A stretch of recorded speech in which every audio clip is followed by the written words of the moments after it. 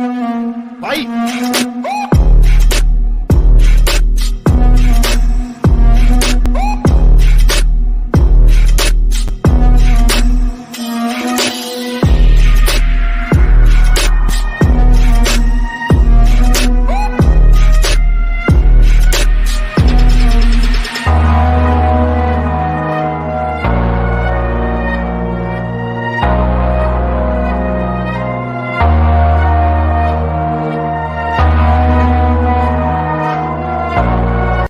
Piece of me? I don't want a piece of you. I want the whole thing.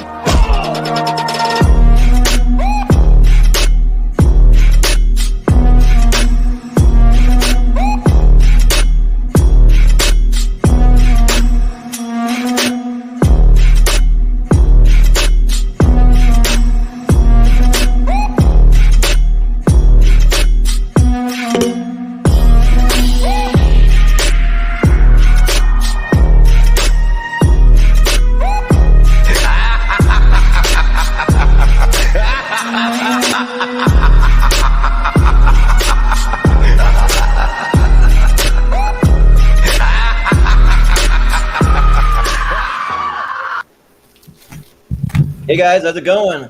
Welcome to a tier ranker fight. So this is the show where we just take some of our favorite things and we just rank them on a scale of S, and then we go A, B, C, D, E, and so on and so forth. And so today we are doing best and worst movie villains. So we got a pretty awesome panel tonight. I'm just going to go around the horn and introduce everybody. So we got my usual co-host here, Chris Casablanca Kid Scott. How you doing? Doing good, man.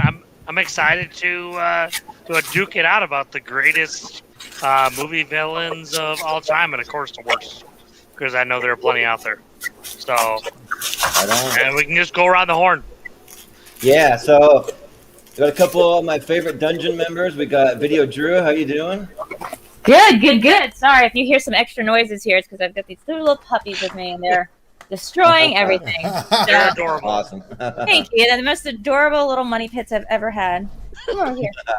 Right on. And then we got Adam and the Razor Witt. How you doing?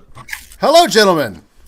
It's Hello. good to be here with you, and it's also really good to be here with VIDEODREW's new show, VIDEODREW and Two Dogs. This is my favorite new show. It's almost like VIDEODREW is a sitcom that felt that need to add something a couple seasons in. So she got two dogs, and now the audience is like, "All right, I'm back in. They're so cute." It was between that or Quicksilver. I couldn't figure out which one. Yeah, that needed more. Cousin Oliver, Quicksilver, two dogs, something like that. And I killed Sparky too. Yeah. Nice. Yeah. Then we also have Nicky Sullivan. How you doing? Hi, I'm here. I've got a soundboard that I'm trying to make sure it has consistent volume so that I don't blow. Hey, Oh, it doesn't matter now, Nikki. You got your introduction. You hit that sound right now. Yeah, right. You got it. There we go. Come There we on. go. Yeah. That's the appropriate volume. I feel Good like. volume. Good volume. Yeah. Good volume. Okay, now we got it. My heart didn't stop. That was a good Good. volume. Good. Yep, exactly. See? Key to have that one at the right volume. Yeah, no, that's a good one.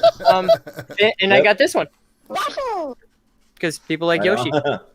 Nice. You lost me. Yeah. What was that? Was that It was Yoshi. It was Yoshi from Mario. Yoshi. Oh yeah, another one of those things. I order up some Kylo Ren, but at an appropriate time. Yoshi. Yep. Anyway, might have a couple guests joining us here. We'll see, maybe some surprises. You never know what can happen here on tier ranker fights. So This is surprise enough. This is surprise enough. Yeah. Right. Exactly. Yes, very surprised.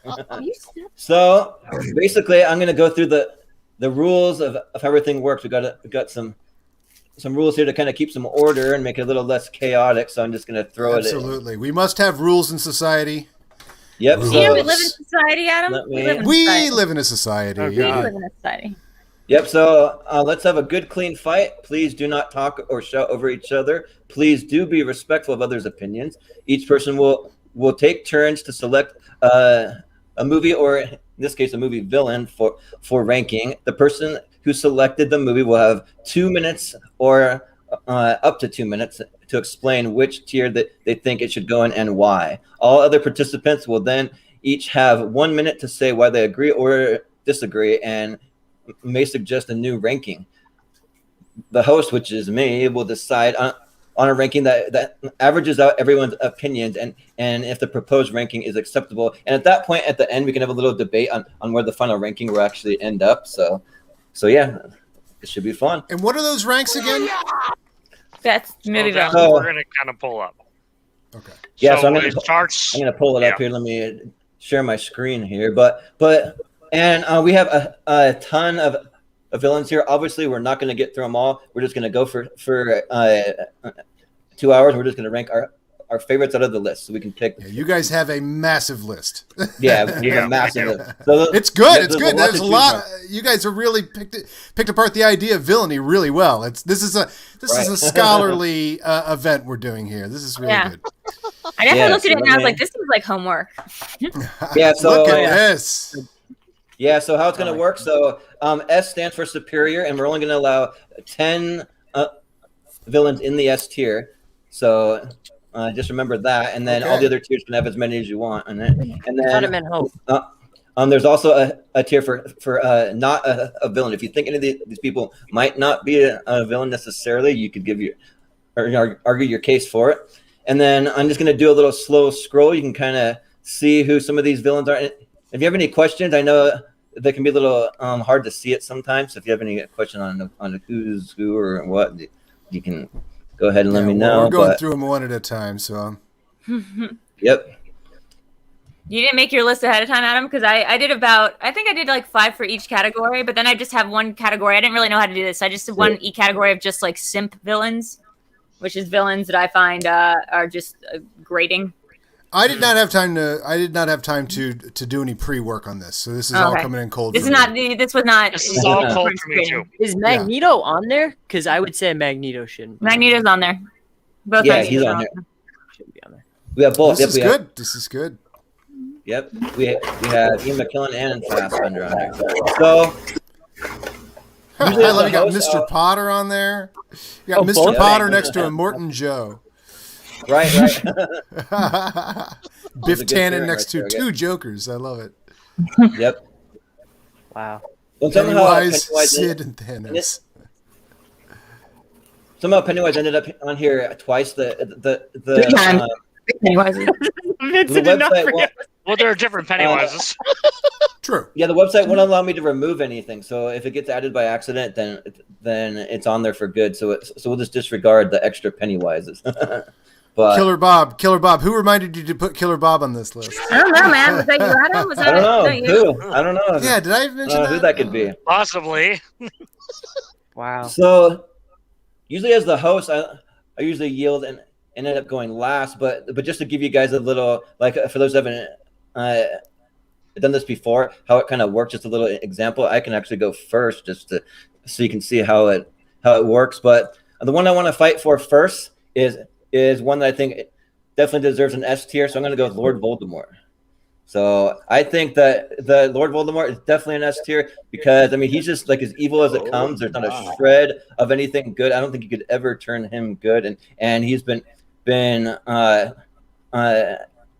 killed and brought back from the dead probably several times. Like he's just pure evil. When I think of like the most evil person I can think of on this list, like he definitely comes to mind for sure. So yeah, for that reason, and also too, I don't know how well you can see it, but on my shirt I have all the Dark Lords. So I got Lord Sauron, I got Lord Vader, and I got Lord Voldemort right there. So oh yeah, you got a villainy shirt today.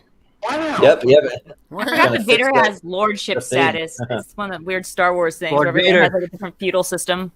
Yes. Yeah. Lord Vader. I mean, Billy D. Williams calls you Lord. I mean, I guess that's true. Yeah, You've got the word Lord in front of your name. Yeah. You're doing good with the villainy, right? You are. We are for You're sure. at the top level of villainy. Yeah. wow. Lord. There are no good lords. The one above. No. So I'm just gonna go around the room so you can each have a little argument. So we'll start with Adam. What do you think of Lord Voldemort, and do you think that's a good spot? What do you think? I think you've let off well. I'm trying to think. As you're going down the list there, I'm like, well, yeah, which one of these guys really gets the S? And I saw a couple that I might choose myself, but I think you've really nailed it. I mean, Lord Voldemort, he's so bad they wouldn't say his name. He's so bad that he's so bad that he scares generations and generations and generations. He's a presence that people don't want to come back. I mean, some of these people, some of these villains you've seen listed there, it's like, all right, I'm inconvenienced, maybe probably a nightmare for Freddy Krueger, but he's not always present in society that we're like, we as a society cannot even say Freddy Krueger's name. No, we could say that. He's not an S. I mean, to talk to the parents of the Elm Street kids. I feel like that's literally what they do. It is a case-by-case, street-by-street basis. Yeah, that's true. We're trying to judge it. Street-by-street basis is exactly right. Street by street. Yeah. So I say Krueger? Yeah. Yeah, so Lord what do you think, Nikki? If he was Lord Krueger. I'm still trying to think of if there's ever been a good Lord. Yeah. Good Lord. And I can't think of one. I mean, yeah, Voldemort's a dick. He's not a good guy. My only question of him is like against Harry Potter. Like, this is the top tier villain. This is the big bad. Would he still be that way if he was going up against someone like Doctor Strange or like the Scarlet Witch or someone who we've seen magical in other franchises? How does he rank up against other magical villains that are out there is what I'm wondering. I mean, that's hard. I mean, that's hard to define because then you're like defining like magic versus chaos magic versus Hogwarts magic. I mean, I don't know if that's equatable, but there's an Alan Moore, there's like a League of Extraordinary Gentlemen, like Alan Moore crossover thing where I think the most recent one where like Lord Voldemort is involved with the events of the series, like in like the 70s. And so like, that was kind of cool to like see him interact with like the Nina Harper and all those characters. I feel like he would hold his own. He's a Dark Lord. And one thing he doesn't have going for him, no nose. Doesn't have a nose. No. Yeah. You can't trust a guy with no nose. No, you can't. Doesn't even deserve a nose. If he doesn't have a nose, this could just happen and he wouldn't smell anything. Right. So no soundboard is good without a fart. You gotta add. That's the first one anybody adds, right? I don't think you like that. Like, I saw your face melt as soon as I played it. He's like, that's tasteless. we got a couple of comments coming in. We have Austin. He said, wait, I just see Tony Stark on here. So just wait. To be discussed. To be discussed. Brian, this is a hot topic here. Yep. It is a very hot topic. As one of the really interesting discussions. So, okay, Lord Voldemort, we got let's see who stands next to him. That's where the arguments are going to come. Yeah, so... Yeah. So, can you put Hans Gruber there? No, it's like Hans Gruber. Oh, no, but he's on the list. Whoa, yeah, but he's in that movie too. Whoa. He's also in that movie. Yeah. So, that's true. We'll go with Video Drew. Do you have anything more to say? I know you kind of said a little bit, but do you got anything else about Voldemort? Good. I mean, he's a strong choice. He's got a lot of stands. I mean, Voldemort's sort of like, he's got like the Trump Johnny Depp thing where it's like you say his name and suddenly a million people on the internet are just like coming at you super hard because he's got like a ton of trolls behind him. So for that reason, he's very scary. He's got like that crazy fan base. He's got a crazy like female fan thing with Bellatrix. So that's always terrifying. Nice. And they got the crazy female stands. And like Adam said, like the people that are scared of him are themselves like villainous and scary in their own right. Their fear has made them like scary. So like Dolores Umbridge. So like he's begot and it's oppressive. Yeah, it's an oppressive kind of terror. Yeah. Right. Yeah, the argument's going to come when we see who stands next to him, actually, because he's a strong lead. But who's as bad? Right, and how can we argue who's as bad? We got Aaron coming in. How you doing, Aaron? Welcome, Aaron.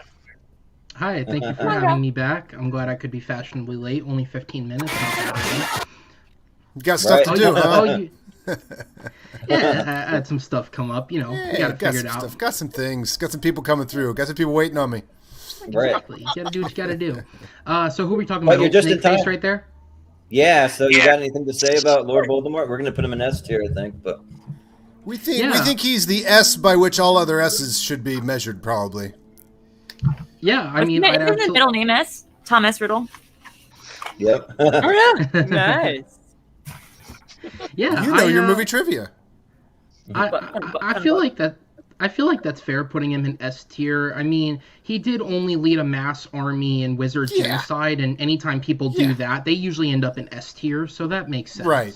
Genocides and the word Lord, that's going to get you an S. I'm mad For because villainy. I had a soundbite of Vision saying genocide, and it didn't record. So I just hit it, and it was just nothing. It's true. Genocide. It's true. But Chris Scott, you got anything to say about Lord Voldemort?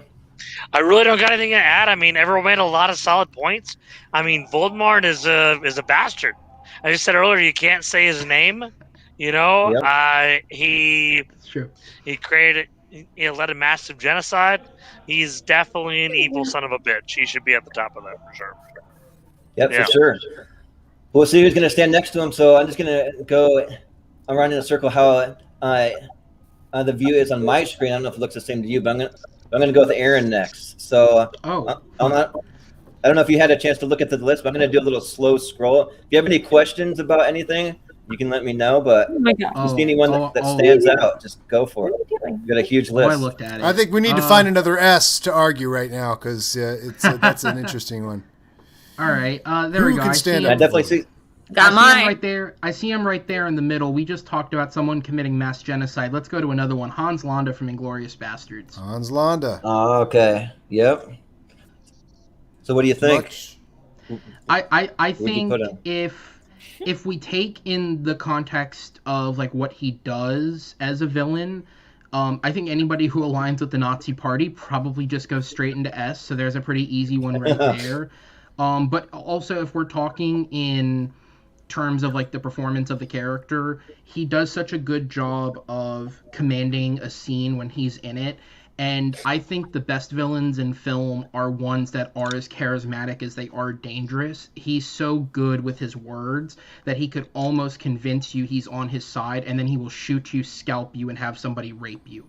Like, that's Yep. S tier level stuff. I think you're accusing Hans Landa with Eamon Goethe from Schindler's List. Who's Yeah, that's also right. on the He's list. also on the list. He's also He's on the Hans list. Landa Yeah, ends both are. ends that movie real cute. Oh, Yeah. he does. Ends that He movie does. real cute. Not to play Yeah. devil's advocate here, but technically he doesn't align himself with the Nazis. He's Right. immoral, and he does end World War II, not perpetrate it. He's literally Yep. in this alternate universe, he's the Yeah. reason that America wins World War II. Okay, Right. And then fair Ryan enough, from fair The enough. Office, drew a swastika into his head, and the Sam from the Schmodown, machine gun Hitler in that movie. So I mean, great movie all around. So I mean, Hans Landa for the Alright, first, fair points. in terms of villains, for the first 2 acts of that movie, he might be A, B, or C. But at the end of that movie, he's an H. Yeah. Yeah, he's nice. So you're going to split the difference. Might be a bit more accurate for Hans It's Landa. like it's sort of like what is the legacy that we're talking about in terms of villains? If this guy is like literally a bad person who killed a bunch of people, but like amorally decided to end World War II on the side of America, like he lets Hitler die and he lets the whole thing happen and in exchange for amnesty. So Now, Eamon Goethe from Schindler's List, there's a different story. And he let Eli Roth die too. Yeah. So I'm hearing some arguments for maybe Yeah, let's having a little see lower, how like he I'm sits thinking- around. No, I'd say D for I starters. put him in H. H for Hans. He's for Hans. What do you guys think? Plus that image think right D there, you could is put a good lot of average. things like in his finger. You could give him like a donut or like a little flute, or Right? something. For the first 2 acts, that's gonna get. For the last act, he'd be an H, but for the first 2 acts, he's gonna at least be a E Yeah. or a D, because you're kind of splitting the difference in the 2 Hans Landas in that movie. One is a So vicious Nazi, And the other is a vicious Nazi who helps win the war for America. So yeah. or not Yeah, a vicious right. Nazi. He gets He's like the Joker. It's like he's working for the Nazis, but he is himself not a Nazi. he gets laughs. He gets Yeah. laughs in that movie. Does Voldemort get He does. any laughs? No. Zero. I mean, Yeah, Landa, put him in not E. Voldemort He gets himself. laughs. There's a lot of He parodies. gets a laugh. Yeah. Can I just say, there's only You one guys person think? in this. There's only one I person agree, in put this. him You're in right E. with the E. I'm sorry. I agree. Okay. All right. So now it's Aaron, Adam's turn. there's only one person in the world. You want to pick one? No, I was gonna say there's only one person in this world who could argue Hans Landa ends the movie as a hero and Tony Stark's a villain. Yeah, right. Yeah. I get to pick next? Yep. Yes, you do. Well, You're up, Adam. So I'm not going to try and pick thinking of any sort of placement. I'm going to go with Mr. Freeze from Batman and Robin just so we can hash out where in the world he goes. Oh yeah. So I mean, he He's killed alright. Batman for 10 years. I just love that Mr. Freeze is in the list Yeah. and Yep. to put him next to a Nazi and the epic villain. There is an argument for him, though, because Mr. Freeze did kill the Batman franchise from 1998 He has until blood on his cold 2006. hands. Okay, so he tries to freeze the entire city of Gotham. Not good. Not a good thing. Yes. Yeah, but He freezes that poor dog in mid-pee. yep. That's not going to... Freezing a dog in mid-pee, that's not going to win you any friends. He steals a lot of diamonds to do it. We love diamonds. I mean, there's some villains stealing all these diamonds. Batman loves diamonds. Batman loves diamonds. So, Mr. Freeze, I mean, I'd say he's at least equal to Hans Landa. Right, I mean, right. the population of Gotham, not the population of like Jews in Germany during World War II, but I would say, but also They're a if you're little in different. Gotham, if you still live in Gotham, that's on you. Like I feel like that's on you as a That's person. true.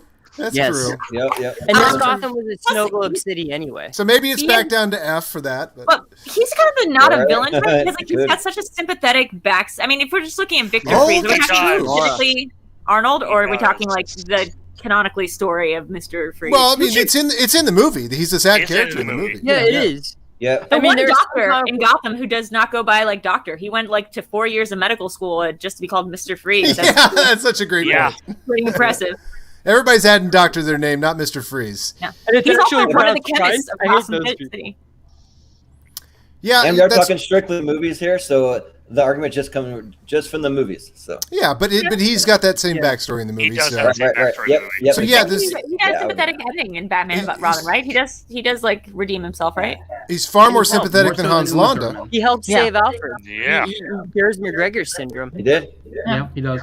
Famous for Alfred's Ewan kind of like McGregor. America in World War II, so you see where we're going with this. Yep. I'd put him above Hans Landa because once he saw Chris O'Donnell was wearing a Nightwing costume instead of a Robin costume, he just froze his ass. Yeah. That's a good point. Thanks, Aaron. Obviously, it's near to Thanks your for heart. saving us. But what do you guys think? You think F is a solid tier, or got any other I any think, other arguments? Yeah. no, I think F for Freeze. F for Freeze. Okay, F for Freeze. That fits. So now it is Nikki's turn to choose. What do you got? I just love Nikki? that those are the first three. That says everything about Yep. this list, that those are I the mean, first that's three.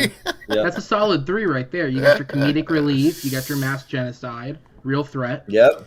Let's go curveball Okay. now. Yeah, I'm going big or going home. I'm going Thanos. Oh, Thanos. I mean, So I gotta that's find the Thanos guy on that here. killed Anyone half sees of him. everyone. right. Killed half He the almost- life in the universe. Yeah, half It's a life little in the more than universe. Voldemort, actually. Just Yeah. imagine Who's he killed on here? half of the dogs in the universe. Half of the birds. It's the first thing Clint Birds, half of hears. the Half of all raccoons. life. But why? Think about The bottom, maybe. And think about how many of those I can't dogs remember. were mid-pee when they got dusted. That's almost as bad as freezing one mid-pee. I know. But why did he do You guys it? see Thanos on here? Yeah, keep Why going did on. he do it? He's towards Right. the top. He's towards the top. See, that's He's the Okay. thing. Towards And the top. Thanos, his motives kind of Right. evolve over time I because, know. like in Infinity War, it's almost like this religious journey for him, where he's like he feels like this is his rite of passage, Thanos. and like he's doing the universe here a he is. favor by There he doing it. He's not Yeah. just doing the universe a favor. He is doing a lot of Yeah. self-sacrificing his own children who he Yeah. loves Oh yeah, because it But is then- to save the That's enough world to from say overpopulation. That's But But then that's, in but that's what makes him a zealot. yeah. I mean, is And he- he is Thanos. he- is He's a he zealot. You're right. is he even a bigger he's a bigger zealot than Voldemort? I mean, you got to go. Of course, Yeah. Voldemort Absolutely. operates on hate. Thanos doesn't operate on hatred. Thanos operates on he's operating on Infinity logic. War, yes. He's just but cold, not in Endgame. calculating killing. In It's Endgame, logic. It is. Endgame Thanos is so much more brutal because he's like, Yeah. you know what? I'm gonna wipe the entire universe out and I'm gonna enjoy it. And then I'm gonna create my own universe that's in my own image. I would say, just for the moment, wouldn't you say that Thanos is an S and Voldemort, in comparison, is an A? Yeah, probably. Yes. Well, I mean, Voldemort might end up back at S again, but I'm saying just for the current argument, Thanos is an S. Yeah. Well, it depends if there's magic and like if Voldemort's interested in like wiping out the Muggles on like Jupiter or like other planets. Like so not. I mean, if we it's actually quite personal for Voldemort. It's not. It's impersonal for Thanos, which is way more serial killer. We're really dealing with two versions of Thanos. We're dealing with the Infinity War Thanos, and then the Thanos that, like, I know it's just Thanos is one thing, but I was thinking more Thanos in Endgame, because Thanos in Endgame is just so like brutal. Like he's not holding back at all. He's more in Infinity War. There's several times where he could just obliterate all of the Avengers, but he doesn't, because he thinks that he's the hero in that situation. Right. But then fast forward to Endgame, I'm going to enjoy what I'm about to do with your pathetic little thing. You bring up another good point. Does Voldemort think he's the hero? No. No. He knows he's But Thanos, that's how cold Thanos is. I mean, but no, he's not even cold. That's sort of like what's a little bit weird about Endgame, though, because you're just basically taking the Thanos and like going back to like the Guardians villain Thanos, and like that to me is like that. Not as interesting as the Infinity Thanos, which is just like so good because he is such like it's almost like not Avengers Infinity War. It's just like Thanos Infinity War. It's his movie. Like he's like that's why I'm more afraid of Endgame Thanos. Plus, I think. If we want to talk about the ultimate thing with a villain, Thanos succeeded. He succeeded. He did it. And he's happy. He was content. And on his planet, he was happy to die. Yeah. And he sacrificed his own daughter. I mean, like you said, that's like a kind of zealotry that is very scary, because unlike Towns Landa, that's like the opposite of being like, well, I'm just gonna like sell out to whoever's going to like give me safe passage. It's literally like I would sacrifice everything I loved and my own self. Or like, because Voldemort wouldn't do that. Voldemort wouldn't like kill himself for the sake Did of Voldemort ever love anyone? No, I don't think so. Not technically. No, he didn't. All right. The ending of Inglourious Bastards just came back to me. Everything you guys said makes sense now. Yeah. Yep. Ryan from The Office. All right. But do I have any objections to the S tier? I'm going to leave them there unless I get an objection. So, super villain. So many letters. Right, I think it'll be more comparatively as we move forward is where you get the arguments. Yep, exactly. So, Video Drew, it's your turn. Yeah, I want to just go with the real villain of the entire MCU franchise, Tony Stark. Let's talk about him. Here we go. Let's talk about the guy who created Ultron. Let's talk about the multi-billionaire whose parents created all those warheads that created the Scarlet Witch. Let's talk about the guy who, after his own death, managed to create a drone system and put it in place and give it to a 16-year-old kid to put in charge of, controlling the entire world. Like, this would be like just, it would be like handing off the nuclear codes to just a 15-year-old in Brooklyn who could just then hand it to anybody. I mean, this guy is he's so horrible. Like, I watch Iron Man 2 and I'm just like, this character is so a time bomb waiting to explode. He's got all the elements of a supervillain. He's super rich. He's conceited, he's arrogant, he thinks he knows better than anyone else, and he has the fate of the world that he just like gets to toy with whenever he feels like it. He puts Captain America's friends in jail because he decided the Sokovian Accords were a good idea. When the Sokovian Accords were put in place because of his bullshit, Tony Stark is the ultimate villain. Yes, you bring up a lot of good points, but I think the one thing, like, there's a lot we could say there about how, like, William Hurt's the one that put them in the prison, like Tony Stark, all this stuff. But I think the biggest thing that why Tony Stark isn't a villain is because Tony Stark had his happy ending. He had Gwyneth Paltrow, he had his daughter, he had the only person he lost in the blip was Peter Parker. Everybody else, he was one of the lucky ones with the blip. He could have just sat down, gone to bed, retired with his family, kept all that to himself, but he risked and sacrificed everything that he had so that the rest of the world could have what they... But the difference between Stark and Thanos is that Thanos did it to destroy. Stark did it to restore. Really? So when Stark created... So when Stark created Ultron as a system to protect the world from everything and created all these super robots, when he created all those drones, when he created all those things, the warheads, that was to create something in the universe? Like, no. Tony Stark is an industrialist, capitalist, who definitely created stuff for the U.S. military. Like, he is absolutely a destroyer of worlds. Ultron was an accident. Like I mean, he created Ultron to protect the world from Thanos, essentially. Whoops. But it just did not go right because that Mind Stone, like, Whoops, Well, then he they gets really a free weren't- pass. Hey, whose fault was it that Thanos dropped a bunch of these crazy creatures onto New York that freaked him out? So that he said, "Let's protect everyone." I mean, Thanos. Thanos. So And I Thanos is always the argue villain. that So Ultron was a he's- plant from You can't say Thanos that there's himself two with the Mind villains. Stone. This is literally a series where there's these superpowered beings who literally play with people's lives, and like, you know, the humans are the ones who end up dying. You end up dying, like the Black Widow is the one who ends up getting killed. It's like, yeah. you know, So how Thor can you ends win up against getting that? Is what sacrificed. he's saying. What I'm saying is there's two kings in every chess game. There's two sides. And Yes, Exactly. I agree. There's So a bunch of Tony's pawns on and the there's two good side. kings. I would say that Thanos is that Iron Man and Thanos are opposites. I think it's enough of an intellectual exercise to put him on the list at all as a villain, Yeah. but he's an H-level villain, the exact opposite of the coin of Thanos, I would say. Now, if you're talking in a specific movie, he is absolutely the villain of Captain America: Civil War. And even though the marketing of that movie, like, promotes choose your side, the title of that movie tells you which side you're supposed to be on. Winter Soldier And- killed his and- Can I parents. be honest, like, whether or not He he's a does villain, selfish he's things, he makes dangerous. Like, mistakes. Tony Stark is so dangerous Yeah. because he never takes Oh, no. responsibility for what he does. Like, even in that battle where Rhodey Yeah. or whatever gets hurt, he like blames Vision for the fact that Oh, he yeah. like gave his friend like a superpower suit and then What- had his like robot go and shoot sky beams into the Really? sky after like some of his other friends. Like, that's If on you're him. building a flying suit, the first thing you need to do is build a parachute. In it. He's That's- stupid. yeah. He's the smartest dumb guy in the world. He makes mistakes, the richest. but that's why I don't think he's a villain, because he's human. Everything he's doing is human. It comes Well, from then human Han Blonda is not a villain either by that logic. Yeah, I mean, Also, he's don't pretty forget low. about- We determined that. Yeah. yeah. And also, Okay, don't forget about, hey, Iron Man we've- 3, where he almost got Pepper Potts killed, you know? Like Hey, he literally thought she was dead. She became fire goddess. If you're living your life in a superhero movie, that's what you get. Everybody. Right, He right. tried. Sorry, Gotham. At least you tried. You're in a superhero movie, you're going to get frozen while you pee. It's just going to happen. Sorry, What a weird Pepper. situation. What do That you would be a want? good idea for a movie for somebody to realize, just be going about their day thinking they're like in a rom-com or drama, and then just find out no, they're in a superhero movie, and like Right. whoops. Oh, like, no. They live in this Metropolitan. And I think also, especially with Iron Man 1, the second he learned that his weapons were being Yeah. used to enslave and kill innocent people, he took responsibility. He and shut that destroyed. down immediately. Everything Yeah. bad he does is mistakes that he makes trying to protect Well, people. And Isn't he just Ultron worked allowed out for to the be best. allowed Can we to have not all like the Vision? mistakes and still be a hero? Like, that somebody is allowed to have that many mistakes that cost that many lives and still be considered like the world's hero and the hero of the No. franchise.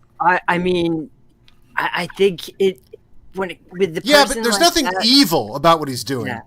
Nah. Yeah. You can't call him evil. Can you I call mean, him Iron evil? Man 2 is kind of evil, but the rest of him, he's just we've like, got- It's arrogance. There's nothing and malicious about it. Arrogance. It's a kind Okay. of arrogance that is Hubris. Put him wherever you want on this list, because as soon as we put Buffalo Bill next to him, it's going to be a whole different argument. yeah, that's fair. One guy skins women and wears their skin. That is very different from the villainy that Iron Man. As an intellectual exercise, we've won by putting Tony Stark on the list. It doesn't matter where he goes. So I think that maybe Video Drew is the only one arguing that he's actually a villain. I mean, I can kind of see it, but I think he kind of belongs lower on the list. I would say maybe E tier. That's fair. I think it's up there. I just want to make my argument that Tony Stark is first. No, it's it's a solid argument, a solid argument. but he It's saved a- all of existence. But we're ranking, Is you it- know. Yeah, So so I would Han say it's a Lanza. solid argument. I'd say, yeah, put him next to Hans Landa, Yeah. another guy. who got a, I just winning love the opinion. visual of the villains being Hans Landa and Tony Stark. I'd say Right, they were right, equivalent. right. That's And Hans equivalent, Landa's right? very Like, happy about it. All both right, of well, them ended up saving the day, but sort of At like the- didn't deserve to be called heroes. once I you get put that. Buffalo Bill next to someone, it's going to be a whole different story. Buffalo Bill, I mean, I've got some words, let's say. So What do at you the think, end of Chris? the day, because of the solid argument alone, yes, I can see both sides of this. He definitely did some fucked up shit. He was egotistical as hell. He hurt a lot of people, but he tried to repair it. And did he have some evil character arcs? Yes. But at the end, I think he kind of redeemed himself. You know, And Hans Right. Landa He saved the ultimately- Germany from Hitler, so, you know. Well, So We'll leave him there for now. There might be an but- argument to move him. But for that reason, though, with all In the both those argument in mind, fantasies. I would actually put Yeah. him in probably B. B. I would put him Okay. higher. Oh, you think B, huh? You put him higher. I think Well- B. Seriously. Well, I don't think we can really realistically put him above Hans Landa. Really, I mean, honestly, like Because could Han's we? only One dealing of with these the guys is number of not people. Tony Stark is dealing with the world, and then as soon as he finds out that there's life beyond the world, he immediately decides that he can go deal with that too, and be like the person in charge of deciding the fate of the universe. After But it Tony tried to Stark kill fought him. Nazis. Yeah. To be fair, He put though, the 16-year-old one of into them- space. Like, let's just put it there. He put the 16-year-old into space. The kid gets dusted, and he's like, "Yikes!" Like, this is gonna be really awkward until it's on. No. That's Aaron, the you first got one. I'm, you got to skip. That's the first one Yeah, I'm what do gonna you jump. think, That's the first one I'm really gonna jump in against. He did not bring the 16-year-old to space. He told Oh, no, the he tried to send him 16-year-old home. to go back, and the 16-year-old ignored him. Yeah. When you're Yeah. past Yeah. the atmosphere at a certain level, you can't jump. He was the a kid stowaway. out Well, of there's ship. a reason why they're William called Hurt minors, ignored him. because their decision making isn't the best, and that has to be put in the charge of the older people that they're trying to emulate.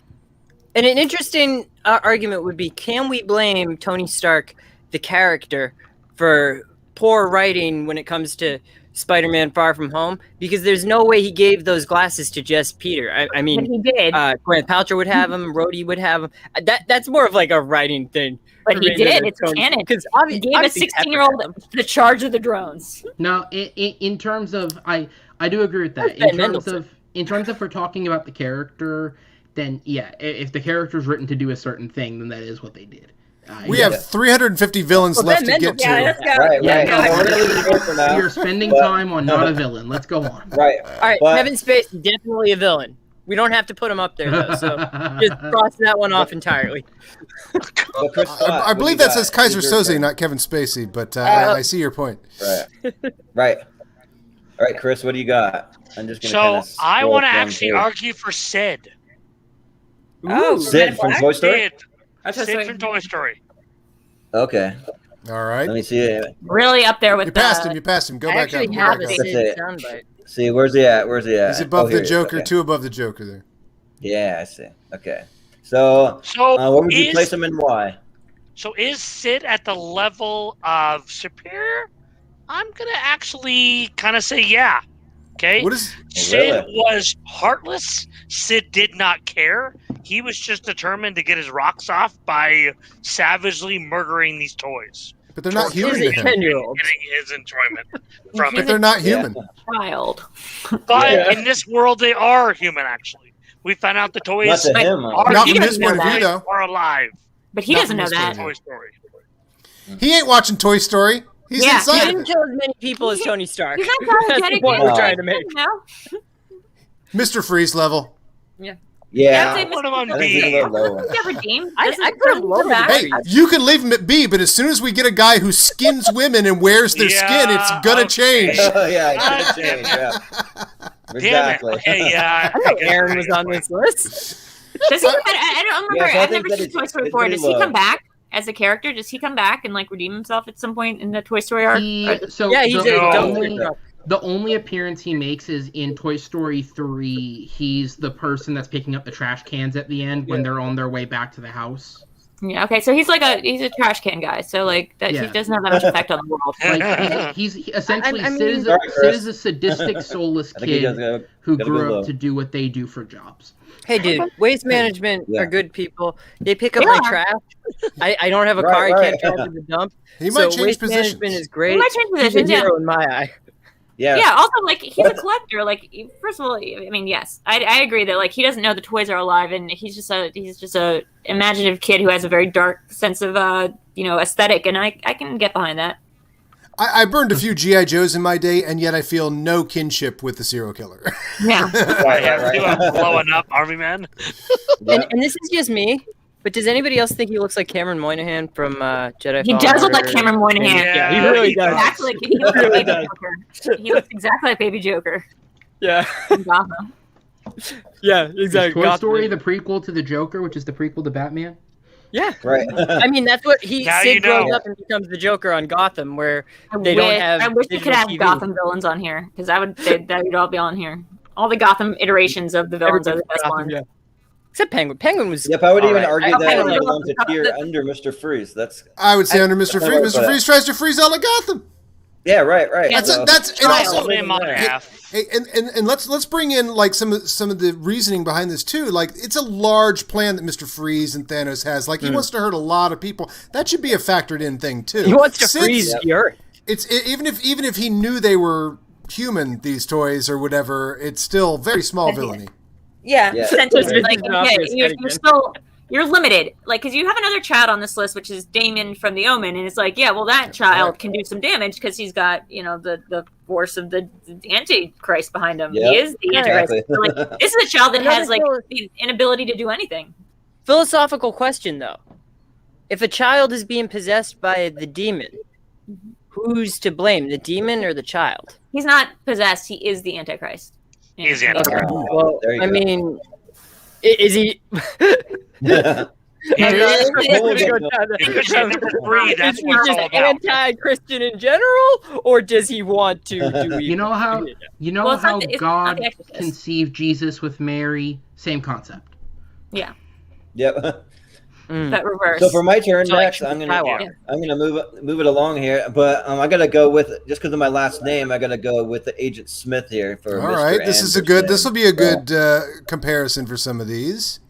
Yeah, so for me, I think that he's definitely a pretty bad dude. I wouldn't put him in the S tier by any means because I don't know how much he's mass killing. I really don't know. But I think he's a solid A, don't you think?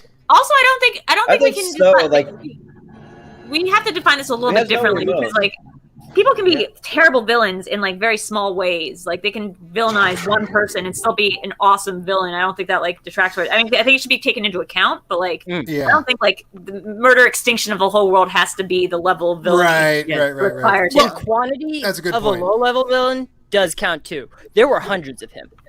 Yeah. That's true. I mean, when you guys asked me what I wanted to put on the list, I was like Hans Gruber. Now, Hans Gruber has a very small plan. Obviously, it's no Thanos plan. But boy, he's a great villain. Yeah, he's great. an Such a great epic villain. Yeah, So, I'd argue you know, like that, he's that's one of an the A tier great- villain for me. So, I Good at mean, talking on the phone. Agent Smith is a pretty good pick because I mean like that's- his yeah, scope he's is very good. big. He's kind of like Hans Landa, which is like he's an agent. He's not a zealot. He's an agent that's a literal agent that's like working for his own agenda after the Right. first movie. And he's sort of Yep. like he's at odds even with the two warring factions because he's just trying to get his own thing done. But I mean, Yeah, he cares about himself. technically at one point obliterate both sides of the coin, and that's what he's kind of trying to do. So He wants to destroy everything, like Yeah. much like Thanos in Endgame, and create his own Right. society. Thanos tried to Of him. I get yeah, I feel Like everyone be just Hugo Weaving. yeah. I mean, that's a pretty Right. good world, though, right? he's such a good villain. Like when you like, He's so good. Yep. I want to see But this if remade everyone in was movie Hugo 4 with Weaving. Samara Hugo Weaving. Weaving is such an amazing actor. Mm. Oh. yeah, There you go. yeah, She's the gonna come out on the performance- TV right now. Yes, the I would evolution put of him in that S tier. character too. Yes, I would put him A tier. I think that's a solid spot. Yeah, he's a I solid agree on A. top of A. I, All right. If we're making Smith an A, though, just from my personal perspective, if that's an A, then Voldemort's definitely an A. Well, let's keep going You and think see who so? else we get on here and figure it Yeah. out. Yeah. Okay. So we can, Yeah. Yeah, and Move it have along, an so- Agent Smith there because that's more my classic like cinema villain. That's what I think of when I think of villain, not necessarily their plan. Yep. So I like having him there. That's a good one to bounce others off of. Yeah. 'Cause, yeah, Hans Landa is also a great cinema villain. Like he's a Yeah, great villain. yeah, he's a real Yeah. cinema villain. All right. So Aaron, you're up. So Okay. who you got? All right. I'm gonna He's try and take overwhelmed by this. choice.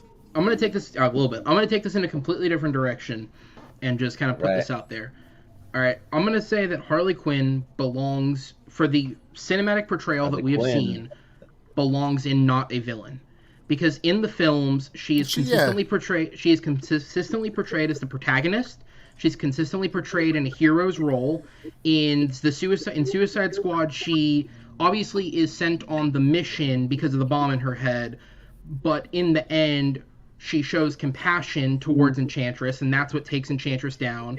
And in Birds of Prey, she shows compassion towards Cassandra Cain and voluntarily takes care of her the entire film up until the ending, and even then she is still voluntarily with her.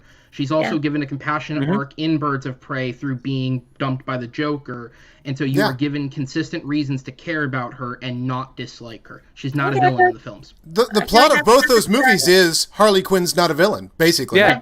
It's like no, that's a good argument. I'd say that's right. She's a victim ultimately. yeah, exactly. She's more of a- People think I- she's a villain. Is the plot really? And are victims villains? I think that needs to be like a precedent set for this list. If you're a victim, can you therefore be? She's never been portrayed as the main villain or as anything other than like a person. That's comic book stuff. She's always been a hench. Right. Yeah. Yep. So, But she's sympathetic. I think it's a fair spot. She hangs with villains. Yeah. She hangs with them. Yeah. Yep. That's a good one. All right then. So we'll go to Adam. Who you got? Okay, let's find some real villainy here. I either want to go Darth Vader or Jason Voorhees. Ooh, I don't know who the other one is, so go Vader. Let's just go Darth Vader right there, down at the bottom, underneath Killer Bob. Jason yeah, Voorhees there is you the go. guy from Friday the 13th. Yeah, I mean, Yeah. you know, now that you know, when you think Last villain, you think Darth Vader. Yeah. Yeah. I mean, just saying cinema villain. That's an Omega level threat. I mean, that's probably an S, right? He's a lord. I'd say So that maybe makes right him at the an top. S. Yeah. He is Yeah. the Lord. There's that rule. So do Yep. all lords go He's in the S? Lord. That might be I all would of say them. he's at the top. Yeah. Yeah. I mean, Darth Yep. Vader is a villain's villain.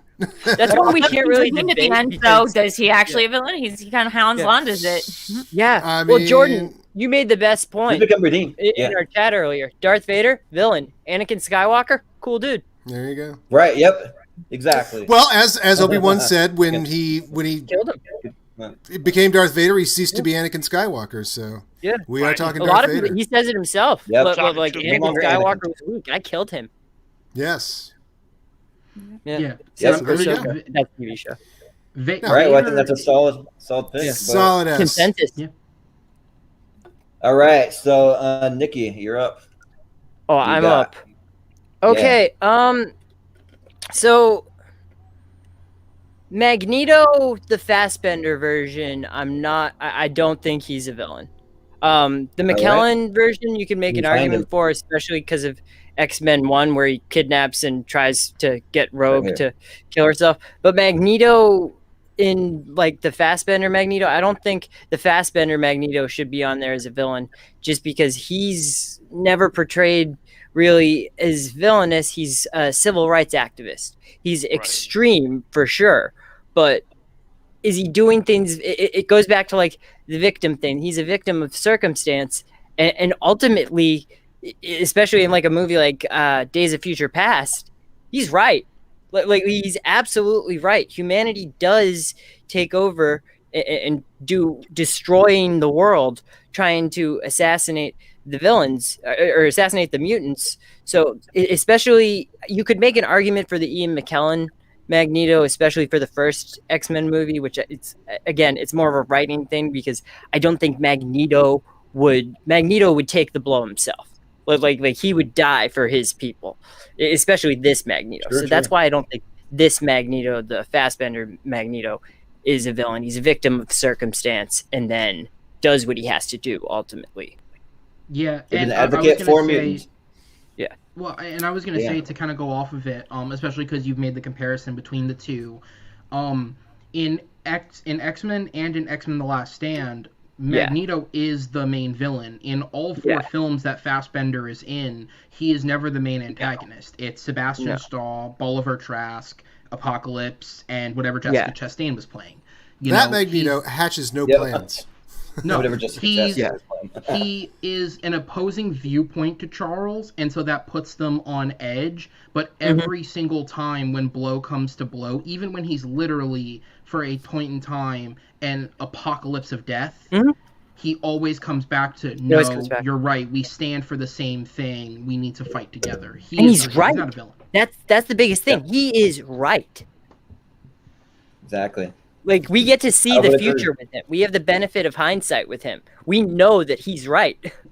Fassbender Magneto hatches no plans. So, I mean, how big a villain can he be? No. Right. The other Magneto hatches a plan every movie. Should we handle both Magnetos here and rank the other one? Well, we Sure. should I split think the we all difference, agree right? Are they Fassbender both not a here? villain. McKellen. Yeah, Both. so Yeah.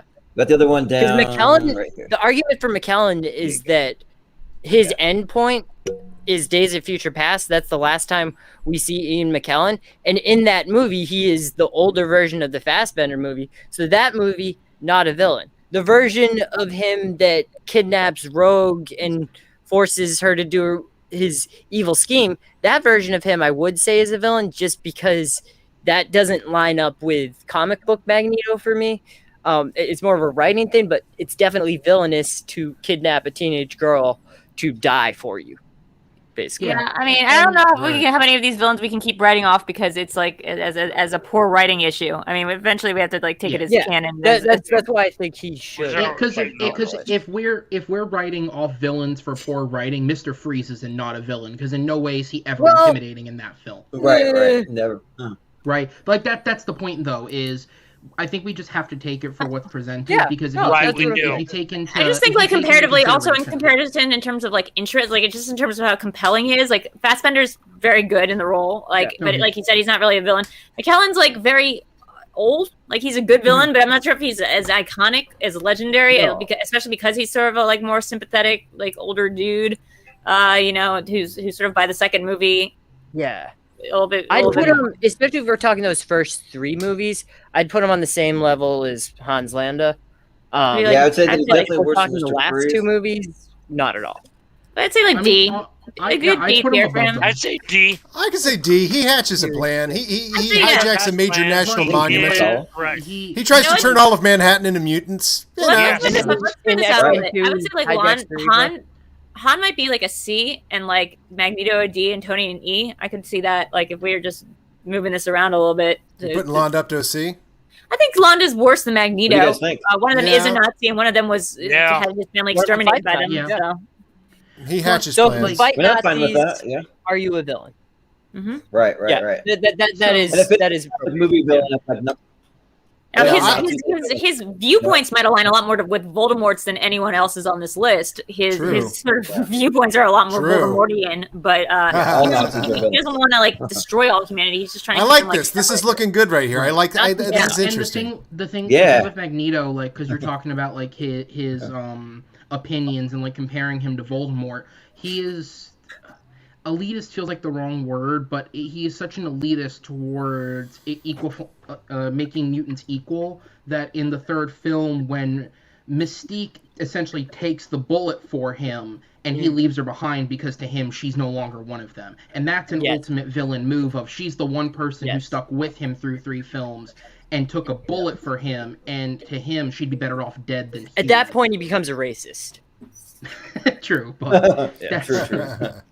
That's another line you cross. So I definitely much more of a villain than Fassbender. Even though I like D sounds perfect because I don't think either of them.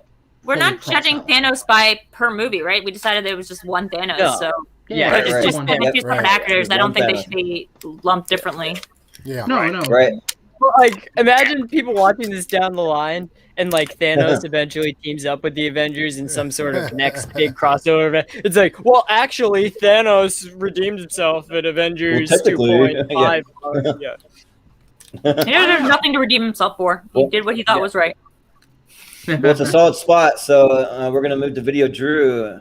Who you got? Yeah, I'm gonna go with small scale, but a terrifying scope. I want to go with. Hold on, let me get the name. I'll make sure I have the right name. Yeah, Terrence Fletcher from Whiplash. Ooh, good contrast. Yeah, let's talk about actors who won an Oscar for their portrayal of a villain. Talk about like this is literally a man whose scope is just one character over the course of the movie, but his terrorizing of this one character, what he's able to do in terms of warping this one guy's viewpoint into being something that I think is ultimately the end of the movie. I mean, people have different opinions. I think ultimately he's ruined this kid's life and has warped this kid's mentality to the point where there's no coming back. This kid will never be like an okay kid. He will never have like an okay adulthood. He will constantly be tormented by the not quite my tempo push to be a genius, to be Dizzy Gillespie or whatever. is a horrifying That just portrayal digs of violence, that's like a mental kind of violence and physical. But yeah. Yeah, I he's think- a whole different type of villainy. Yeah, again, there's not that many people that have won an Oscar for playing a bad guy, for playing a villain, and he's one of them. Yeah. Bryce, I what mean- would you rank him? I would put him at like a B or A or B tier. I mean, he is an awful person who uses humanity and uses empathy to like momentarily distract you into trusting him and to aligning with him and sympathizing with him, and then immediately, just traumatizes you all over again. He's like the definition of like a daddy's affection that you'll never have. Looking at the order right now, this is just brilliant. There's just something brilliant about Darth Vader, Agent Smith, Terrence Fletcher, Hans Landa Magneto, and Tony Stark. I seems like my kind of dinner party. So Terrence Fletcher, the thing with him, and this just comes from a personal standpoint, I've had some music teachers give me some pretty rotten feedback, but I've forgotten all of their names, and frankly, I forgot this guy's name. I've just always called him J.K. Simmons, but because of the pose that he's making, I would put him on the same level as Hans Landa. Maybe it's C, maybe lower. And we never know his motivations. We never know why he does what he does. We don't know. It's pure evil. It's pure evil. Maniac. It is. Yeah. Maniac. And it's only so much that's because like, at some maniac. points he feints towards empathy and feints towards like, well, I was just trying to make you a better musician, and then immediately like proves that's the disingenuous answer too. So we have no idea what his mindset was. Yeah. Right. And that's true torture, though. True torture lets up. It is, yeah, it's true torture. You know the difference. Aside from everything you guys have said about him, I think if we're gonna look at this at the most basic level, Nikki, you may have had some pretty harsh music teachers. Have any of them ever chucked a chair out at you? Yeah, Like, or called even on the physical end of things, he is going to an extreme that we're not used to seeing, and all of it is in an effort to essentially mold. Why can't I think of his fucking name? Oh my god. Miles Teller. Miles Teller into what he thinks he can be, but it's really what he wants him to be. But it's all through emotional, trauma-induced terror. I hate that movie. I mean, I hate watching that movie. I love the movie. I hate watching it. It's so good. But that's why I wouldn't put him at a B-level villain, because he's petty. But his motivation for being quote-unquote evil is that it's all self-insecurity. It's all just he's ashamed of his own life, so he's looking at somebody that's more talented than him. We don't know that. We have no idea if that's the reason. We know that he might be responsible for another kid's death. Like we'd find out, like another kid had killed himself after working with him. Right. Like we don't know if it's pettiness or if he actually truly like zealotly believes that he's making these kids better, and he was actually very upset when that kid died. You know, like and I think in terms of the film itself, I think it's one of the best aspects. They never explore him, which I like. They really don't let you get an insight into who he is, and that only makes him a better makes villain. him all the more villainous. Yeah, when he talks to that little child, that little girl, he's like talking to the kid, like somebody's kid, and he's like, "Oh, do you want to be a musician one day?" It's like he's on his knees, and he's like talking to her so sweet, and you're like, "Oh, run!" Like you just want to tell that child to run and like never get near him. Because like somebody, whatever's going on in like his mind, whoever did something to him, he is toxic. It's like watching Dance Moms. Yeah. Yep. But it's just like that what he does is evil for sure. He's a dick. But like it's just I always put so Darth Vader, Thanos, Voldemort, Agent Smith, and even Hans Landa, Magneto, they're trying to reshape the universe. They're trying to reshape the setting that they live in. Terrence Fletcher's literally he's so small that he's putting down a kid. Like, but he's reshaping the world, his world. But he's a teacher, so he has this authority. So it's like very scary because he's a person of authority who's reshaping his world as he sees fit. But that's what's pathetic about him. And that's the thing, Nikki, is neither here or there. It's not that like, oh, he feels so small that he does this. You literally don't know. You can only infer. No, they never give it to you. To me, honestly, I think he is an A-level villain. Yes, it's a smaller scale than anything else. I do too.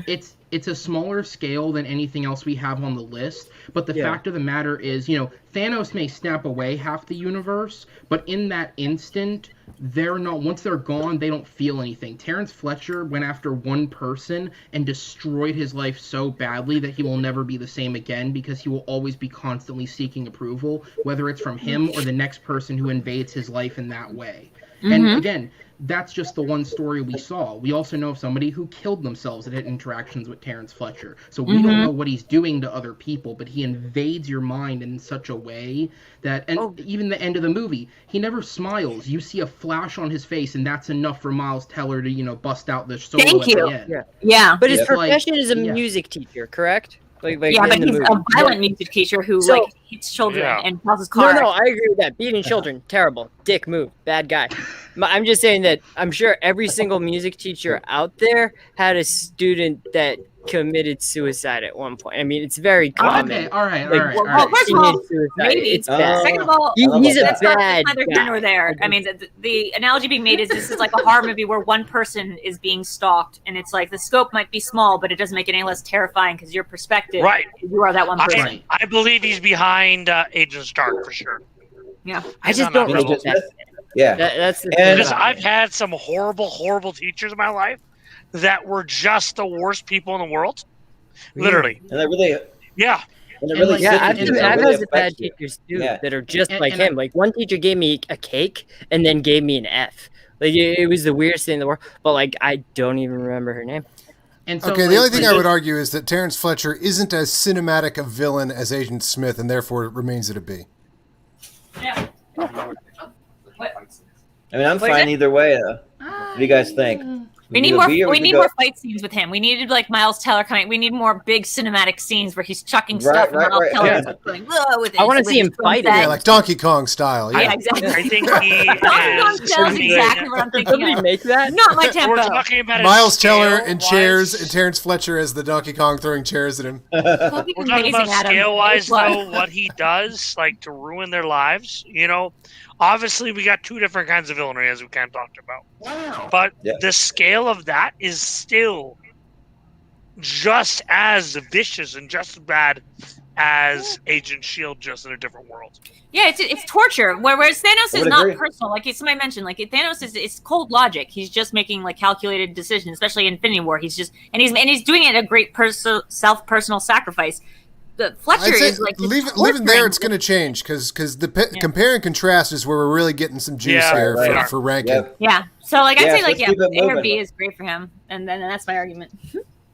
But I do want to point out I kind of nickname him the Coach Bob Knight of music teaching, like throwing chairs at people and stuff. Right.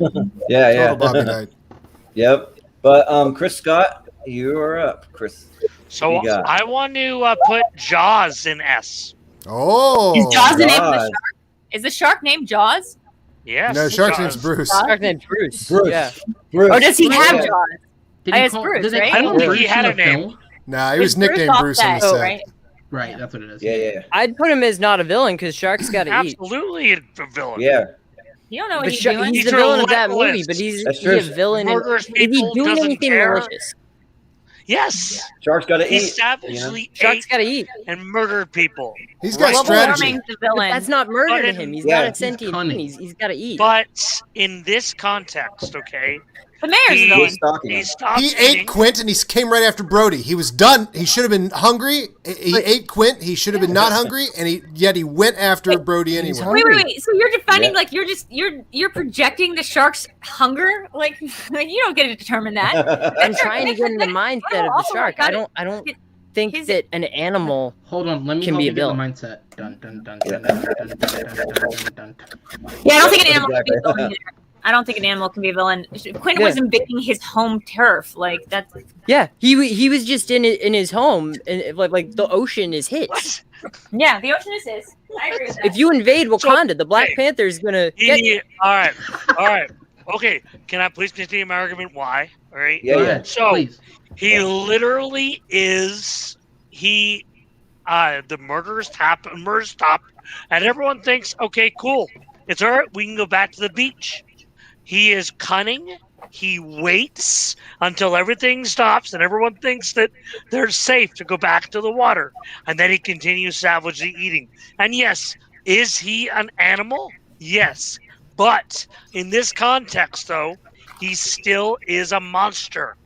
He is cunning. He goes after these people and ultimately has to be taken down at the end because of that very reason right there. He jumps on the boat. Sharks don't do that. A villain does that. Most of this. This is the mayor's fault. This is not the animals are going to do what animals do. This is the mayor's fault. It's a movie full of villains. I'll admit Close that. the beaches. Don't go after a shark. Like, there's so many morals in this. I don't think that Animal's not an animal. Yeah, he was defending himself ultimately. Yeah, he didn't have to jump on the boat just to stop being hungry. He jumped on the boat because he's a villain. He was being attacked. No, he jumped on the boat as a defense mechanism. These people are trying to kill him. He was coming after him. He's a Jason Voorhees. He's coming after him. They were hunting. I just watched iRobot, and I believe one of the lines in it is, "It's only murder when a human murders another person." So, like, I'm not sure this is murder. Disagree. This isn't murder for him. This is just this is him following his instinct. He enjoys it. I think he's on the A He level. enjoys it. That's a pretty shit. He's on the A level behind He's on the F. Aaron Slusher, for sure. I think he's arguably not a villain. I see the argument. That's adorable. I see the argument that you guys are bringing for the not a villain, and in a natural world context, yeah.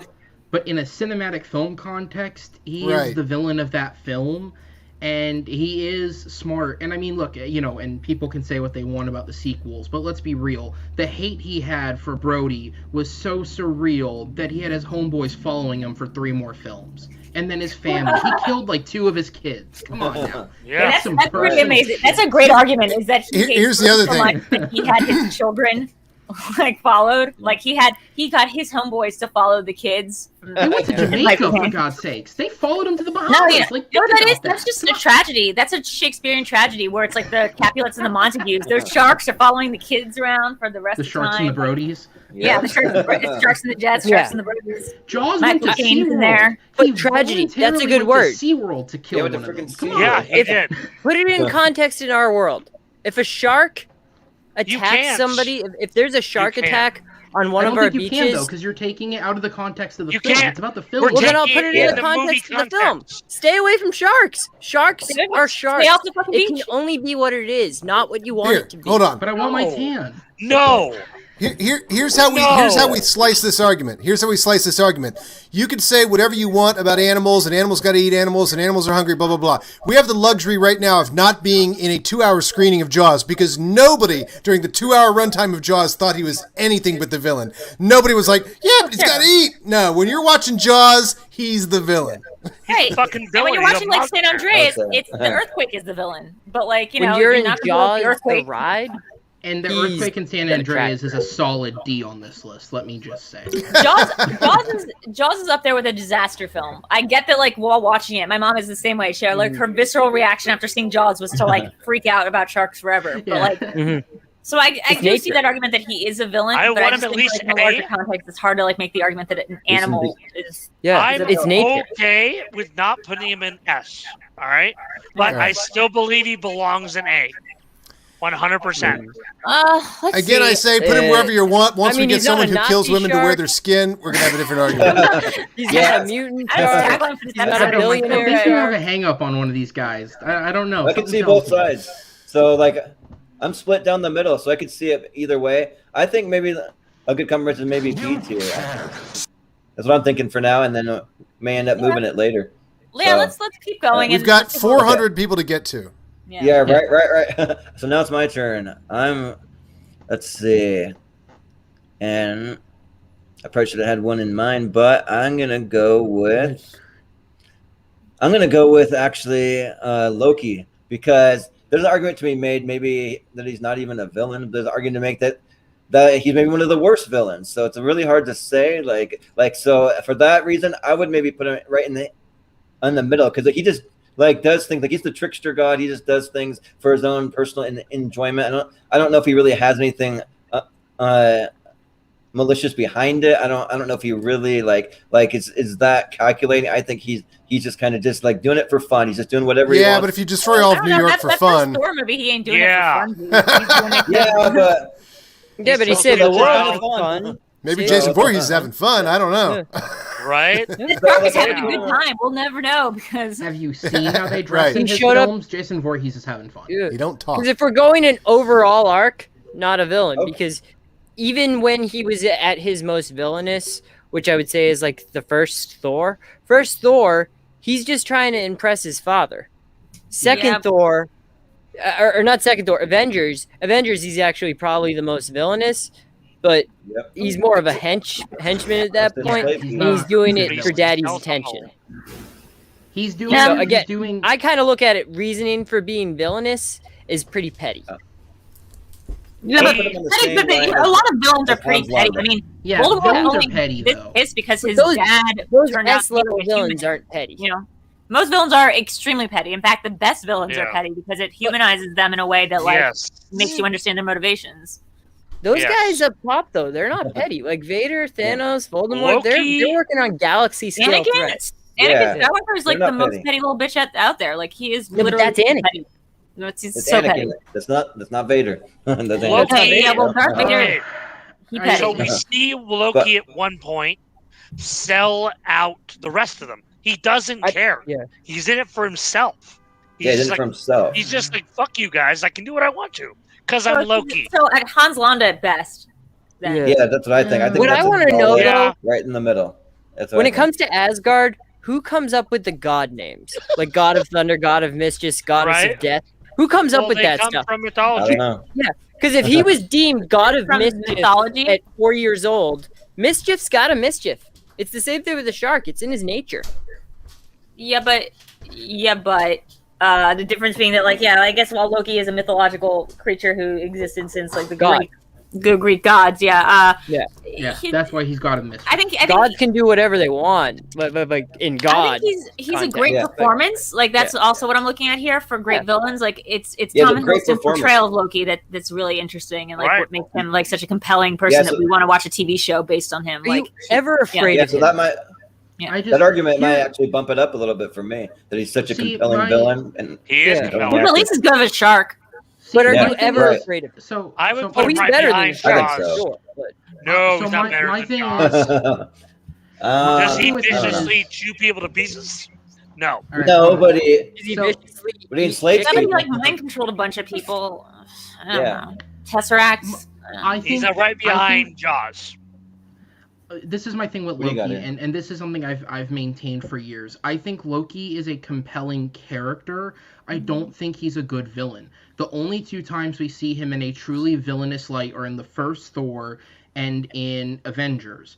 In Thor, I mean, he is the villain. He is doing everything just for Odin's approval, but everything that he does, he doesn't succeed at. Like, outside of killing Laufey, he doesn't succeed at anything that he does, and then he whines about it and, like, faux kills himself. It's And then success in Avengers- measure of a villain. And then Just it- like and most then of in these guys don't Avengers- succeed.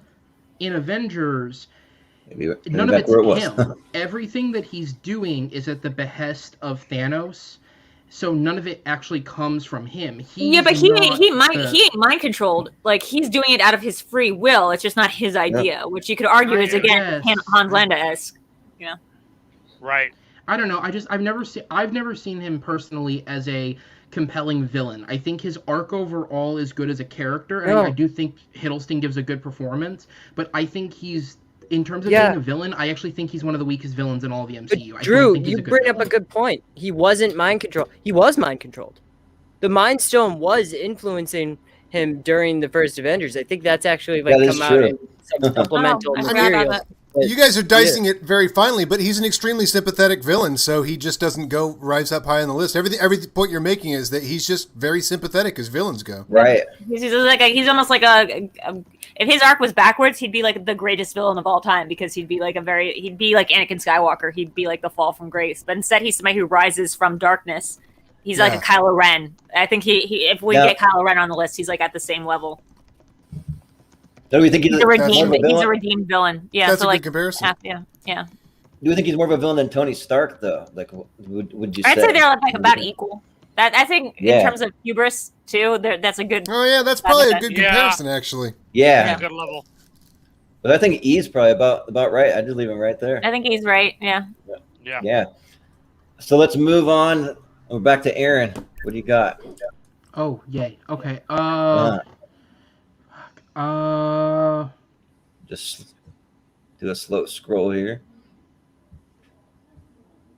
Jeez, there's so many options. Tony Perkis is on the list. That's fantastic. Yeah. I love that character. Yeah, same. My God, there's so many options. I like that somebody put what's his name from Jurassic so Park. many. So Yeah. I mean, we got Kreese on here. There's a whole bunch of different. yeah, villains. right. All right, John Hammond. I'm gonna go with since we're talking about the debate of like creatures. I'm gonna go with the xenomorph. It's a creature. Everything that it's doing is technically within its nature, but it's still villainous in my opinion. And I think it's up there because every and movie used made by the it- military-industrial complex as weapons, like designed And to become technically the weapons. fault of the engineers, not even like the xenomorph, or no, not even the engineers. It's whose fault? It's Michael's fault. No, David. What he goes by? What's Let's not Pathfinder? go Yeah, for Pathfinder. Pathfinder. Pathfinder That was robot the fault. biggest pile of shit in the world. No. David in the first one, and Let's then Yeah, pretend David like in those the David. movies don't It's David's exist. fault. No. This was created by a robot to be. The Prometheus series just needs to die and not exist again. I like the Prometheus series. I'm Disagree. going to be that person. I really like. I like what they did with the franchise. They're fantastic. But Aaron, where would you put him and why? Yes. Would you put I mean, yeah. Honestly, I'd shoot straight for S because I think S. and part of it does have to come with iconography. And I do think that does play a part into it, is the iconography of the character. But It's as iconic as Darth Vader. In terms of the xenomorph, like, you can't even make the argument that you could try and make for Jaws, where it's like, well, he's a shark, it's his water, he's eating. No, almost every alien film we see, now there are some where it's not the case, but almost every alien film we see, it is the alien becoming invasive on human spaces and purposefully killing and attacking the humans. I'm fine with that as long as we move Thanos down, because by the Loki argument, Thanos as a sympathetic villain does not belong in the S tier. He is a sympathetic villain. That is true, but And we like killed compared to half of Voldemort, humanity. look what we got. We got Xenomorph, Voldemort, Darth Vader. I just don't think like Thanos is a great villain, but like he's given too much backstory, too much empathy to be the S tier. But he's still an epic cinema villain. He is. I'd say like the A, backstory. B. I just don't think S tier. Like when I think of the rest of these work as one thing, Right, and they then do. Thanos kind of sticks out.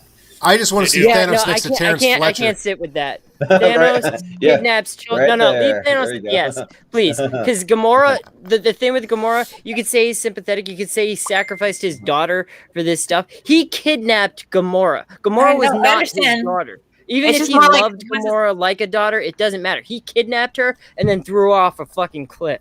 I just am talking about like legacy wise. Qui-Gon kidnapped Anakin, and he's not on it. We're talking about like legacy when we look at these things. Like we talk about bought xenomorphs him. looking a certain way and feeling like a certain way when you look at them. I $billion. just don't feel like Thanos hits that for me. Like he's That's more his of a legacy. Loki. $3 billion.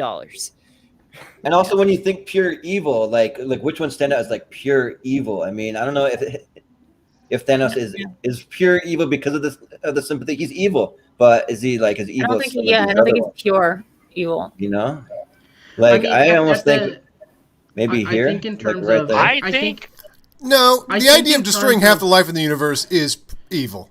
No, but we're doing it though Here's the thing, for reasons right? of overpopulation and trying to get life to continue. You better have a better reason than that. That's That's that's great. Hitler's reason. Right. Yeah, but that's Fantastic. back Okay, towards the well, ending. reason. He's doing it just because he wants to. I think the kibosh should be put on this simply because I understand the idea of like, well, if Loki gets dropped because he's sympathetic, Thanos also gets dropped because he's sympathetic. Thanos is never shown in a heroic light. He believes he's a hero, but, and this is something I've contended, I hate that the MCU brings back characters. If Loki was left dead in Infinity War and that was the last they ever did with him, he went out on a heroic moment. Whereas Thanos never gets that type of a moment. Whether what he thinks is doing is righteous, he's always the villain to the protagonist that we're viewing the eyes through. he is. But here's the thing: at the end of the show, right?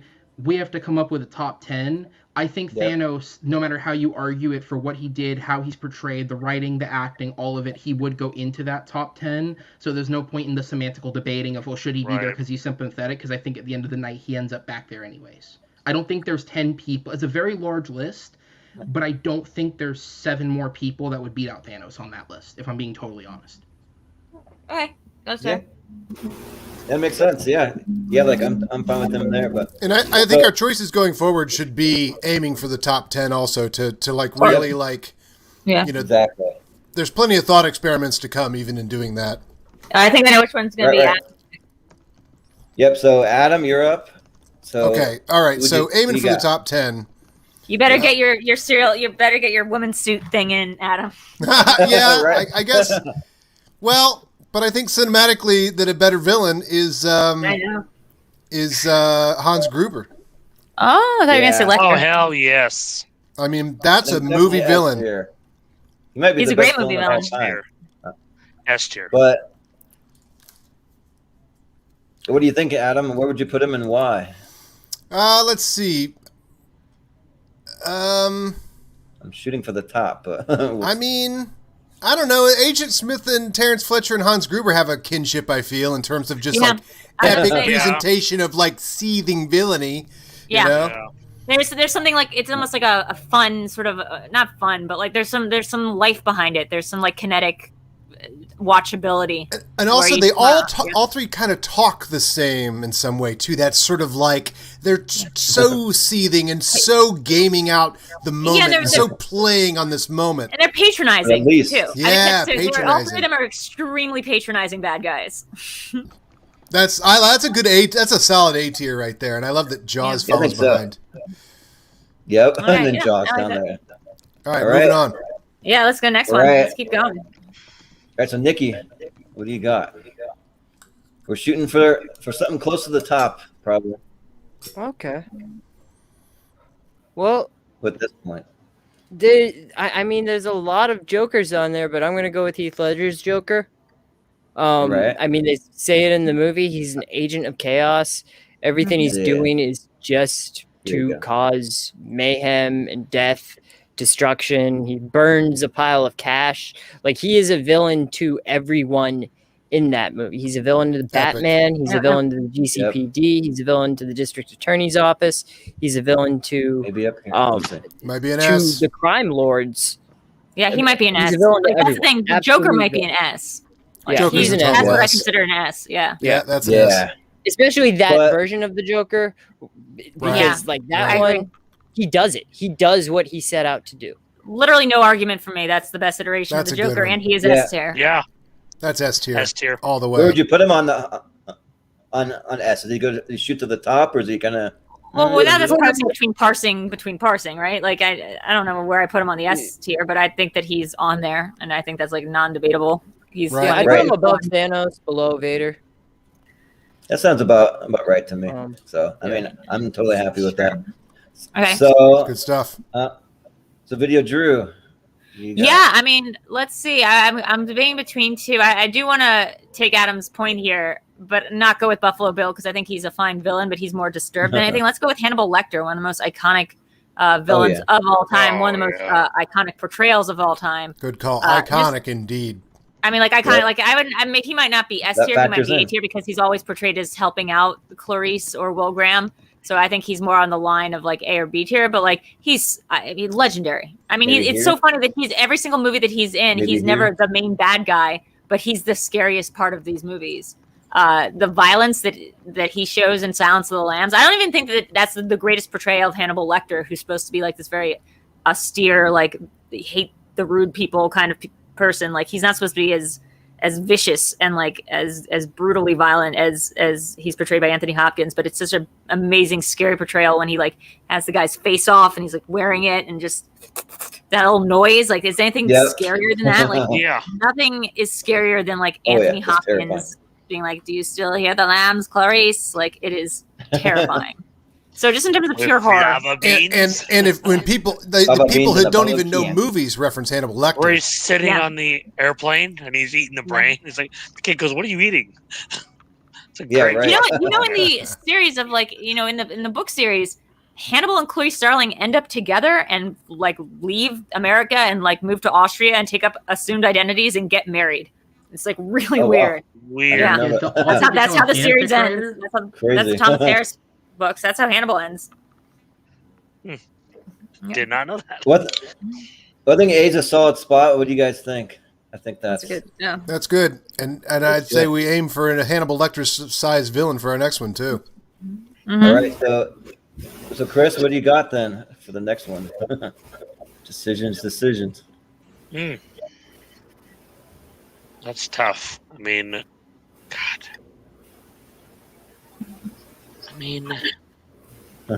Okay, I'm gonna So go many different with types of villains. Yeah. I'm gonna go with the woman from Misery. Okay. Kevin. What's her Appreciate name? it. Dolores. It's Yeah. Anne Marie. Anne Marie Wilkes. Yeah. Annie Wilkes. Yeah. Yeah. Ooh, good one. All right. So Yep. she Talk about purposely torturing just one person. Yeah. right. Yep. Well, she purposely Terrifying. kidnaps this guy off the street, basically, because she's determined for him to write the rest of the books that she loves. Never mind, obviously, he's kind of slowed down, or he's kind of maybe stopped writing those books. She's just her portrayal is just incredible. Like the moment where she breaks his legs. The play between Khan and her is just unbelievable. For that sole reason right there, I think she definitely belongs in A tier. I would have to put her above Agent Shield, though, because I think she's a little more iconic. Agent Smith. A little more, yeah, above Agent Smith, sorry. So she's a little more sinister. I've literally had nightmares about her She's really specifically. interesting because she's one of those characters who, again, does not think she's a villain of the story. She's an angel of death. She's an angel, what they call angel of mercy, whatever. She's a nurse who saves him from a car wreck. So she thinks that she's like saving him. And yeah, she forces him like basically to be her captive. And we find out through the course of the movie, or I guess the book, that she's killed a bunch of children at the hospital where she works. She like is an angel of mercy. So she kills old people. She kills children whenever she thinks they're suffering. But she doesn't think of herself as the bad guy. She thinks of herself as like, the righteous, like avenging spirit, like who's helping out all these poor souls. So she's like one of those really scary bad guys, like Dolores Umbridge too, who doesn't think that she's a bad guy. Yes, Dolores Umbridge is definitely like, Yeah, she's terrifying. Yep. I like that one. All right, so I think that's a solid pick. So the one I want to go for, and I gotta try to find down here, but I want to go with Freddy Krueger. So that's such a good one. That's gonna be mine. Oh Yeah. yes, because he's Fun someone one to try and literally. place. Yeah, so it's like Freddy Krueger's scary as hell. Oh. Yeah, and he literally haunts your dreams, but not just your dreams, because you see that he actually has like parts of himself in real life too, and his remnants remain with you. And he goes after children, he's just like as evil as it comes. There's not a shred of good in him at all. Like he just lives to just kill and torture people, and at all costs. And also too, he doesn't sleep. So like he's always after you, no matter what. He's a dream human, and he's so fun. Like Robert Englund is just like talk about iconic. I mean, Robert Englund, Welcome to Time. Talk about like a villain who hits his stride in movie 3. He's just in terms of consistency, in terms of like longevity. Like you got to give it to Fred Krueger. Like he's got like 9 movies or something, and he's incredible. Like throughout the entire franchise. I would put him in the S tier, maybe even right. I would right there. Yeah. Darth Vader and the Joker is where I'd put him. So and he's such a classic movie villain too. He's got plots, he's got plans, he's got ways to do it. He relishes it. He's got good catchphrases. Like he's got catchphrases. Yeah, right. So good. He's my favorite. You're gonna die, bitch. And like, he has all those Welcome lines. to Prime Time, bitch is like one of my favorite. Yeah, you gotta have a whole soundboard for him. Right on. He's the son of 1,000 maniacs. Yep. Right. So I think that's bastard son of 1,000 maniacs. I think, just from my standpoint, I think in terms of representation for villainy in Hollywood, one of the slasher killers has to make it up there. I think Freddy is probably the best option out of all of them That's personally. true. That's a so. good point. Yeah, because the rest of them are just like I think all so. hulking, and you don't get any of their inside mentality. Freddy's got it like a Right. Jason's whole going to be a B, biological kind of. profile Yeah. on him. You know. Yep. Jason be a B. Yeah. Even Michael Myers, I'd say. Hey, would let's be a just rank B. our slashers right now. Let's just take a second and let's rank the Right. slashers. Let's grab Right, Leatherface. yeah. Let's make some short work here. Yeah, Sure, good yeah. point, Adam. Leatherface. Let's do is it. Let's pretty grab good, Leatherface. So Let's here. grab. Leatherface not a villain. Leatherface not a Oh. villain. Yeah. Oh Leatherface no, is he not a enjoys villain. it. Family He is villainous. stalks Yeah, and if you saw chases. people, you're definitely a is villain. We got Not a villain. He does slashers. not have the I wouldn't say mental wherewithal to be a villain. No, He that, just- but that More whole on that. him. He's- yeah. But that goes back to the Myers. shark No. argument. Like, does No. the shark have... Here. And number Yeah. two, he's definitely one Hey, of the more heroic if it's a parts of movie it. and you're being chased, that person is the villain. And Yes. Jason. I don't care Yeah. if he's. I don't care if he's not What about playing with a full Ghostface? deck of chainsaws. Chucky. Well, what if Chucky's it's caught definitely- tension and There's a turns out slasher. you are the villain, Yeah. chasing There you go. yourself? Well, like, if mental... Well, if I was like, chasing someone, I guess I would be the impairment- villain. What if it's mental maybe impairment makes Hey, you not a Pennywise? villain, then all these Pennywise people is would be- very scary, but I think like Pennywise, as portrayed by Bill Skarsgård, yeah, he's very Jason scary. I mean, like Voorhees. it's very scary, but like if you take Awesome like the villain. concept of what happens to him, like it or what he Hold on. turns into, it's just like he kind of falls apart there at the Later, end. Nicky. Thank you for joining, man. Yeah. Later, Nikki. Yeah, thanks for having me on. Right. Good to see you guys. I think we did good work here tonight. Yeah, for sure, man. Live long and Appreciate it. prosper. Sweet. Thanks for the sound bites. This is the way. Live long and prosper. Yes.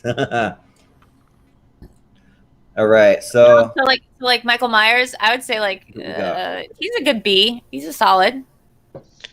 Yep. That's I a mean, B. he's Yep. iconic. That's Uh, for sure. You got the Michael Myers mask and the Jason Voorhees mask. Get them a solid B to begin with. Iconic. Above ones. Jaws. Jason Nice Voorhees job masks don't for even come until Josh. number 3. He's That's not the crazy for thing. Josh. Like, That is the crazy not. thing.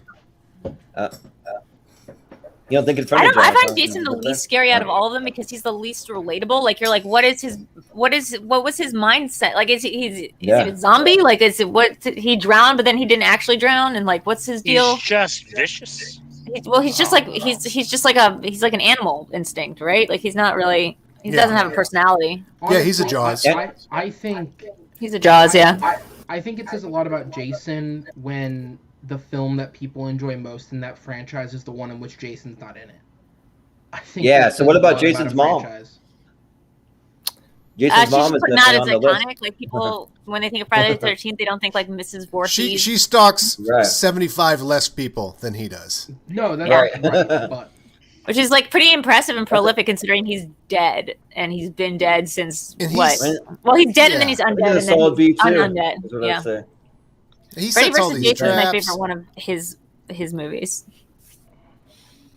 So, and then we got Yeah, question is, Pennywise. where's Ghostface go? Because that's different than Jason. Well, Pennywise. Ghostface is a bunch of different people. Ghostface is like you can't do that because Ghostface isn't one guy. What are you gonna say? It's Stu?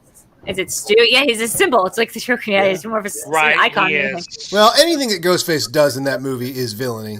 Yeah, but like if it's Yeah. two people, it's not one character. It's two characters. but So isn't like it that's like what's hard. 8 by the end Stu's of the motivation is franchise? different than Billy's motivation. Well, there's 800 Agent Smiths. Yeah, but Right. they're not motivated Right. by different things. Like Billy is motivated by different things than Stu, who's like more of like a hench, who's like he's crazy. But I wouldn't say Stu is like the mastermind behind the scream killings. If you were to pretend it was one person to just like for the full like Right. the Ghostface idea, where would you put it? I mean, I think of it very iconically. That's my first horror movie. But I think he's like less scary. Like as a concept, like it's less scary because you hear him get hit. Like whenever, like he's like one of those klutzy villains. Yeah, But, like, he takes a punch and he's like, oh, like he always makes noises like when he's hit and he falls that's down true. a He's lot. a D. He's kind of like a klutzy villain. Yeah, he's like a He's D. kind of a D. Yeah. Yeah. And I feel like I could take That's on true. Ghostface no matter how Right. scared I was because I would just like accidentally like knock Yeah, something D. over and D's like a good place for him. Yeah. And probably Yeah. probably I was Chucky gonna say, too. was Chucky's the gonna only- be. But Chucky's an F. Great. Chucky's. Where Chucky changes Chucky's out small. the ammo at the military school, and they end up shooting one another with live ammo. Like, Yeah. I guess I mean he's a more of like a trickster god. He's like below Loki, but like in the same field. He Depending on which is. Chucky you want to talk about, like if you want to talk about Mark Hamill's Chucky, that's like I a think different. he's C. Yeah. I all mean, right. if Freddy is a I think villain he's that's C. funny, this is how I look at it. If Freddy's a villain that's funny in terms of we're encompassing the whole franchise, Freddy's a villain that's funny. Chucky's a stand-up who happens to kill people. Like, they're not even on the same level. Right. I mean, Freddie's big goal in life, I feel like, is actually to host SNL. Like, he's constantly Point playing of to the the night. audience. He's Point breaking of the the night. fourth wall constantly, and he's like, we have a great show for you. Fun's here. Enjoy it. Like, you know. Like, So we're going to a commercial, but come back soon, yeah, bitch. exactly. Yeah, right. Come back soon, bitch. Freddie's We got a got great United- show for you tonight, bitch. Yeah, Hold on. We got a great show for you tonight, bitch. We're gonna have Where can we buy that Fun's on a here. shirt? Yeah. and some Hold on. music So, of Billie yeah, Eilish. Shadows in the audience. Yeah, it's So, amazing. Video Drew, where can we buy that quote on a shirt? Really, We need it. we've discussed putting it on a shirt before, me and Nerd Chronic, because we brought it up in our Freddy versus Jason podcast. So That's great. soon you'll be able to buy it on a shirt. We have a great show for you tonight, bitch. Yeah. Let's You go to the say last one. Leatherface? Jigsaw. I'm not sure if he counts as a slasher, but like Jigsaw, Oh, yeah, I guess he is a does. concept because He's Jigsaw's ass. also Jigsaw I know is Jigsaw's on. very Yeah. villain. he's a very Yes. villain, but also Very it's more than villain. one person. Again, we're Yes. talking about like over the course of a franchise, we're talking about like 20, Right. 30 people taking up the mantle of Jigsaw. Doesn't matter. Well, it's just the Is- general Right. plots and plans of that The plots. Yeah. that all of Group everybody everything decides else. to take up the mantle. No. You know. Well, no, Right. because some people do take up the mantle in the Jigsaw thing. They like become Jigsaw, and then they're not all his plans. In fact, that's like the issue: is Amanda takes up the thing and she does traps that people can't get out of because Jigsaw traps are supposed to be beatable if you care enough about life. Like, right? Like he's ultimately this guy who doesn't think that he's a villain because he's doing it to make you appreciate the things you don't appreciate in life more. That Yep, asshole. yep. That asshole. It's Yep. like that. You know, John Kramer. definitely- Makes him even worse. Yeah, for that I'd maybe put him A tier, maybe. I would put him in S tier for me, hands down. Jesus I love Christ. those movies. I think he viciously, savagely just He like ain't no Darth murders Vader. people. He's Yeah. You're gonna put him up only against has time to with murder. Darth Vader, Freddy Krueger, the iconography of the xenomorph. I don't know about that. I'll at least put him above Terrence Fletcher. I'll do that. Okay, he's But- right there. Yes, I'm okay with that. But Okay. Let's see. Did we say miss any that- flashers? Did we miss any of the big ones? No, that's You say well. Leather- Leatherface hasn't been Flash- ranked. Vision, yeah, and also Pennywise. Leatherface. What, I don't know. That's more of a my argument pedophile for than a it. slasher. Leatherface is a Sid. Yeah. Yeah. Leatherface Yeah, is a Leatherface bitch is because a like, he doesn't have that. He doesn't have the wherewithal, the mental. He doesn't have Jigsaw's like mental capacity to create all these traps. He's just kind of working off of Right. what his parents and family has told him to do, which is catch Right. young girls and kill them. And Yeah. just like Sid, he doesn't know these aren't toys. Yes, exactly. Great argument. Yeah, Just like Sid, he does not recognize that they're not toys. He doesn't have, that's a great argument. Perfect argument. And my I think number 2, he's like Pennywise, kind of helping the chicks. goes up a He's little. kind of helping them out. Yeah. What do you think about Pennywise? I mean, he's one of those like sinister, iconic villains that just Yeah. like will like haunt He's a you pair of in your lights dreams from and in outer real life. space. He's a pair Yeah. of lights from outer space, and for that reason, I feel like he kind of falls apart no matter what version of him you're looking at. Because like at the end of the day, like the end of that story just kind of like falls like a souffle. The stalking Yeah. and villainy is on a Chucky level, I think. Yeah. And he only appears. He is higher. Yeah, talk about a villain who gets roasted to death. Like they just roast him until he dies. That's true. Like, They that's roast him. crazy. I could put him in an E tier. I think that's probably solid. It's a very entertaining performance, but he's not villainous. He's great and he's terrifying if you're a child, but I think as an adult, he's less scary. And I think that's just Right. like the kind of But he's- issue with number 1 and number 2. Yeah. So at this point, do you guys have any that you would consider an S tier? Like I'm just gonna Yeah, open what's it an up to everyone. essential villain that's not I up mean, there yet? Yeah. So I was gonna say just because before we went into the villainous like the what's it called, the slashers thing, I was gonna be up next. I had one that I was gonna. I don't know if he'd go into S tier, but I feel like it's worth bringing up simply because this person is a villain on 2 levels. Now take out the fact that in real life he is a double S tier villain. I think Kaiser Soze is up there because not only did he commit all the heinous acts that he describes within the film, he's on the first row. He commits all the heinous acts that he did in the film, but he also spends the entire film spinning a web of lies in order to get himself out of the situation he's in to successfully get away with it. And But that for that to me reason, is we the don't actually know if he commits all the events of the film. We don't know if he killed all this film. Like he's the one telling us and telling the cop that Okay, he's fair. And fair he's enough. set up as a Still, boogeyman. To the Yeah. But that's the thing, right? It's set up as the even if not everything is legit, I think to some extent for it to exist, he has to be it.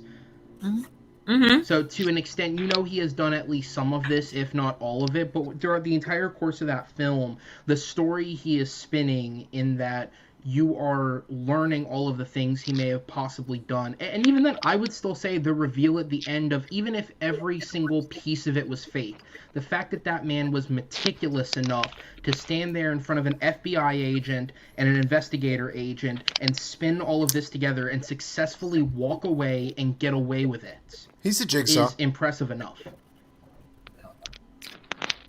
Don't forget the helicopter. Yeah. I mean, For me, no, that's John Doe. Who do you want to rank him? like do you for think? me, I would put him in S, but I understand if we're talking, because we brought iconography into it, I understand if he's not quite there. But I think he's up there for that. You can look at it from two aspects, and it's like, if he did commit all the things he did, that's a lot of things he's just gotten away with. And even if he didn't, the fact that he is such a good liar and a manipulator and a convincing and charismatic human being that he has gotten off for whatever they had him brought in for is enough to put him up that high. Here's my counter argument to that. Yeah. Kaiser Soze is not. We don't find out he is the person who planned all of this until the last second of the movie. So we don't get a Darth Vader-like villainy.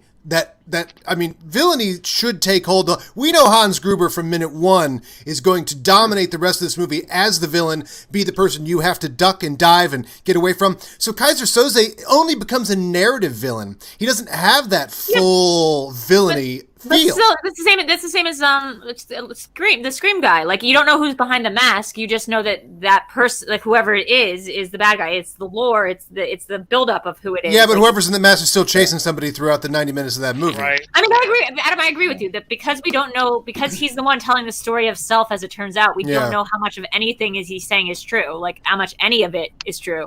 But even in the end, does he feel villainous? But he faked a limp, so that makes him pretty.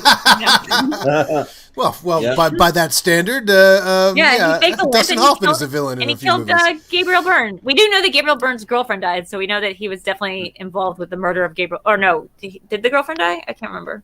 Well, all four of them die. Like all four of the other suspects are dead by the end.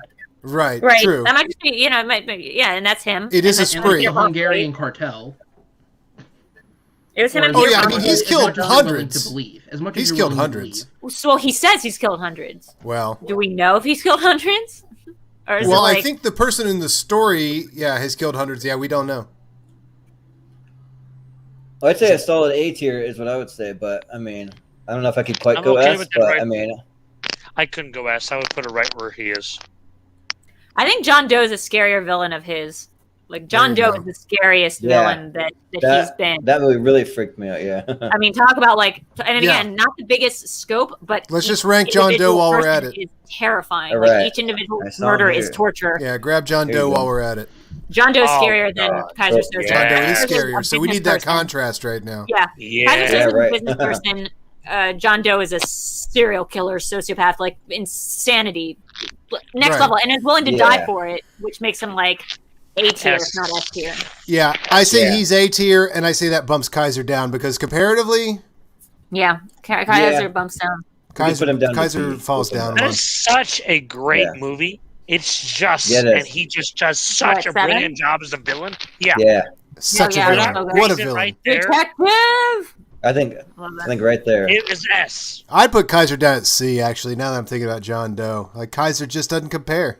Yeah. Right. He is a Hans Landa in some ways. Hans Landa, that seems good to me. That seems like the right. I think that works, doesn't it? They feel kind of. That kind of feels right. The stories itself. Yeah. I like that. Let's go down. Oh, wait, I want to put one on there, and I know no one else is going to even have context for this aside of Adam. But whose turn is it? Sorry, I mean to interrupt. Is it someone else's turn, or are we just taking turns? Well, now we're just kind of calling them out now, just because we're getting close to the end of the show. So I mean, we want to come with a solid top 10. So you can just call it out. I mean, this is gonna be like an annoying pick because no one else is really gonna. You know what? So let me just not do that one. Let's just do Judge Doom from. Yeah, let's go epic. Okay. Yeah, let's go Judge Doom. One of saw the him scariest down ones. You just lower. passed him. You passed him. He's up a little bit. Where is He's it? up higher. He's up higher. He's Oh, up is it higher. higher? From Who Framed Roger Rabbit. Talk about somebody who's like trying to kill Where am I? not only just a group of Next people to Bane, right hand side. next to Next- Dolores Umbridge, right down. Okay, to the right. To the right. There you go. There you Okay, Right okay. to the Because it's this terrifying face. Talk Yep. about someone who's working against his own self-interest. He creates the dip. He creates something to murder his own kind. That's like Right. next level. That's like not even like Nazi-ish. He's trying to like murder. Voldemort's at least trying to like protect the wizard, the pureblood wizards. Like this guy's trying to destroy all the toons, which ostensibly would like include himself. Like it is crazy pants. He's one of those He's a villains. zealot, right? Yeah, he's just working against his own self-interest. Also, just one of those things that as a kid, when you see, like, is indelibly, like, stains you. Like, you are marked forever for having seen Who Framed Roger Rabbit in that specific screenshot. Yeah, and he's just got In such the a end, he ends villainous up thing killing about himself. him. Yeah. Yeah, he destroys himself by the end of the movie. So. Such a weird But- tune.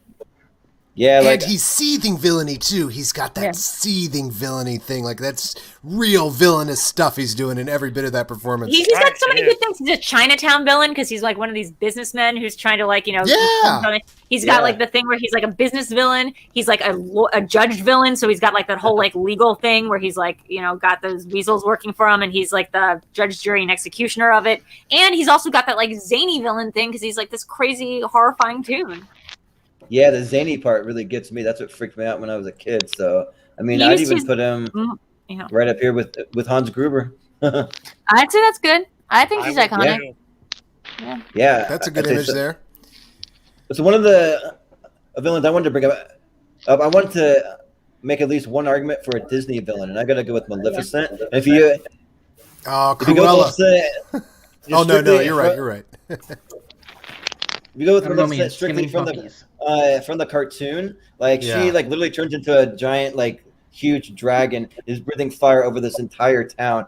Like she's just like has nothing but evil in her heart. She wants to take this little girl as a baby and like just make her into this evil person like herself. And she's a very misunderstood person, but I try not to take the live action version into consideration because I think that's just totally off base with what Maleficent really is. I mean, we're talking about this. I guess if we're talking about all movies, but for as far as Disney villains go, I think she's as evil as it comes. I think that like maybe even S tier. Like I think that she's just one of the worst. But F tier. She's not that iconic. If there wasn't a movie named Maleficent, I don't think anyone would remember the Sleeping Beauty villainesses. Yeah, I'm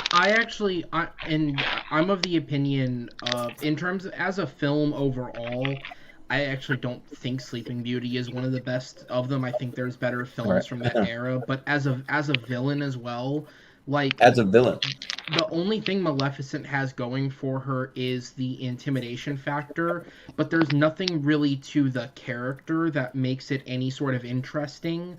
A lot of that comes in the live action films. I agree. I'm not even that big a fan of everything they did with those films. No. And in terms of the character. So for me, like, she's got a great look. I mean, certainly, being able to turn into a dragon is intimidating as is. But even then, she's defeated. That's my selling point. So it's like... Is the dragon. The dragon. I don't know any other Disney villain that turned into a freaking dragon and, like, breathed fire over it and, like, everyone. Like, that's pretty... Yeah, I just don't think she's that iconic. Like, she's a great villain, but she's not that iconic of a villain. In terms of since we have used like iconography a lot, in terms of similar to how like I said I think Freddy deserves to be an A tier simply because I think a representative of a certain faction of villain should be there. I certainly think the Disney villain is a faction that should be represented. I think there should be at least one up Well, then there. who should be the S of the Disney villains? I'm trying to think. Like Cruella's a good one, but I think Cruella's great. Captain Hook is a good one. He's like a very petty one, but like he's also good. There's someone that's itching my mind that's scarier. But in terms of villainy, man, Cruella, it's just so that's true. That is true. over the top. Skin dogs. So yeah, let's put Cruella on there. She's all the way at the top. Okay. She's got a song about her, Yes. Yeah, Yes. and Sorry he's about it. absolutely evil. I mean, you just talk about like sucking it up villainy. Every scene is just like, I am the worst. And by the way, talk about like somebody who's I'm actually excited to see their backstory. Like I am so excited to see what her deal. It's like the Devil Wears Prada, but like totally. but actually like a dark version of that. Like I love it. I love it so much. I love it so much that it might be my new Schmodown thing is Cruella Cavill next season. I was gonna say for me, those trailers are pretty solid. Yeah. For me personally, if I'm being totally honest, 101 Dalmatians is one of the Disney films I don't know all that well. I saw it when I was very, very little, but I haven't seen it in probably at least 10 years. Fine. It's more like she's iconic. So I don't have much of memory of her in it, so I definitely can't refute you for that reason. Well, who would unseat a Disney villain for S? For me, what's a better Disney villain? What's a better S? Out of the ones we have selected, maybe Ursula. Personally, we have Ursula on there. Ursula or Scar. If Scar's on there, then Scar gets it too.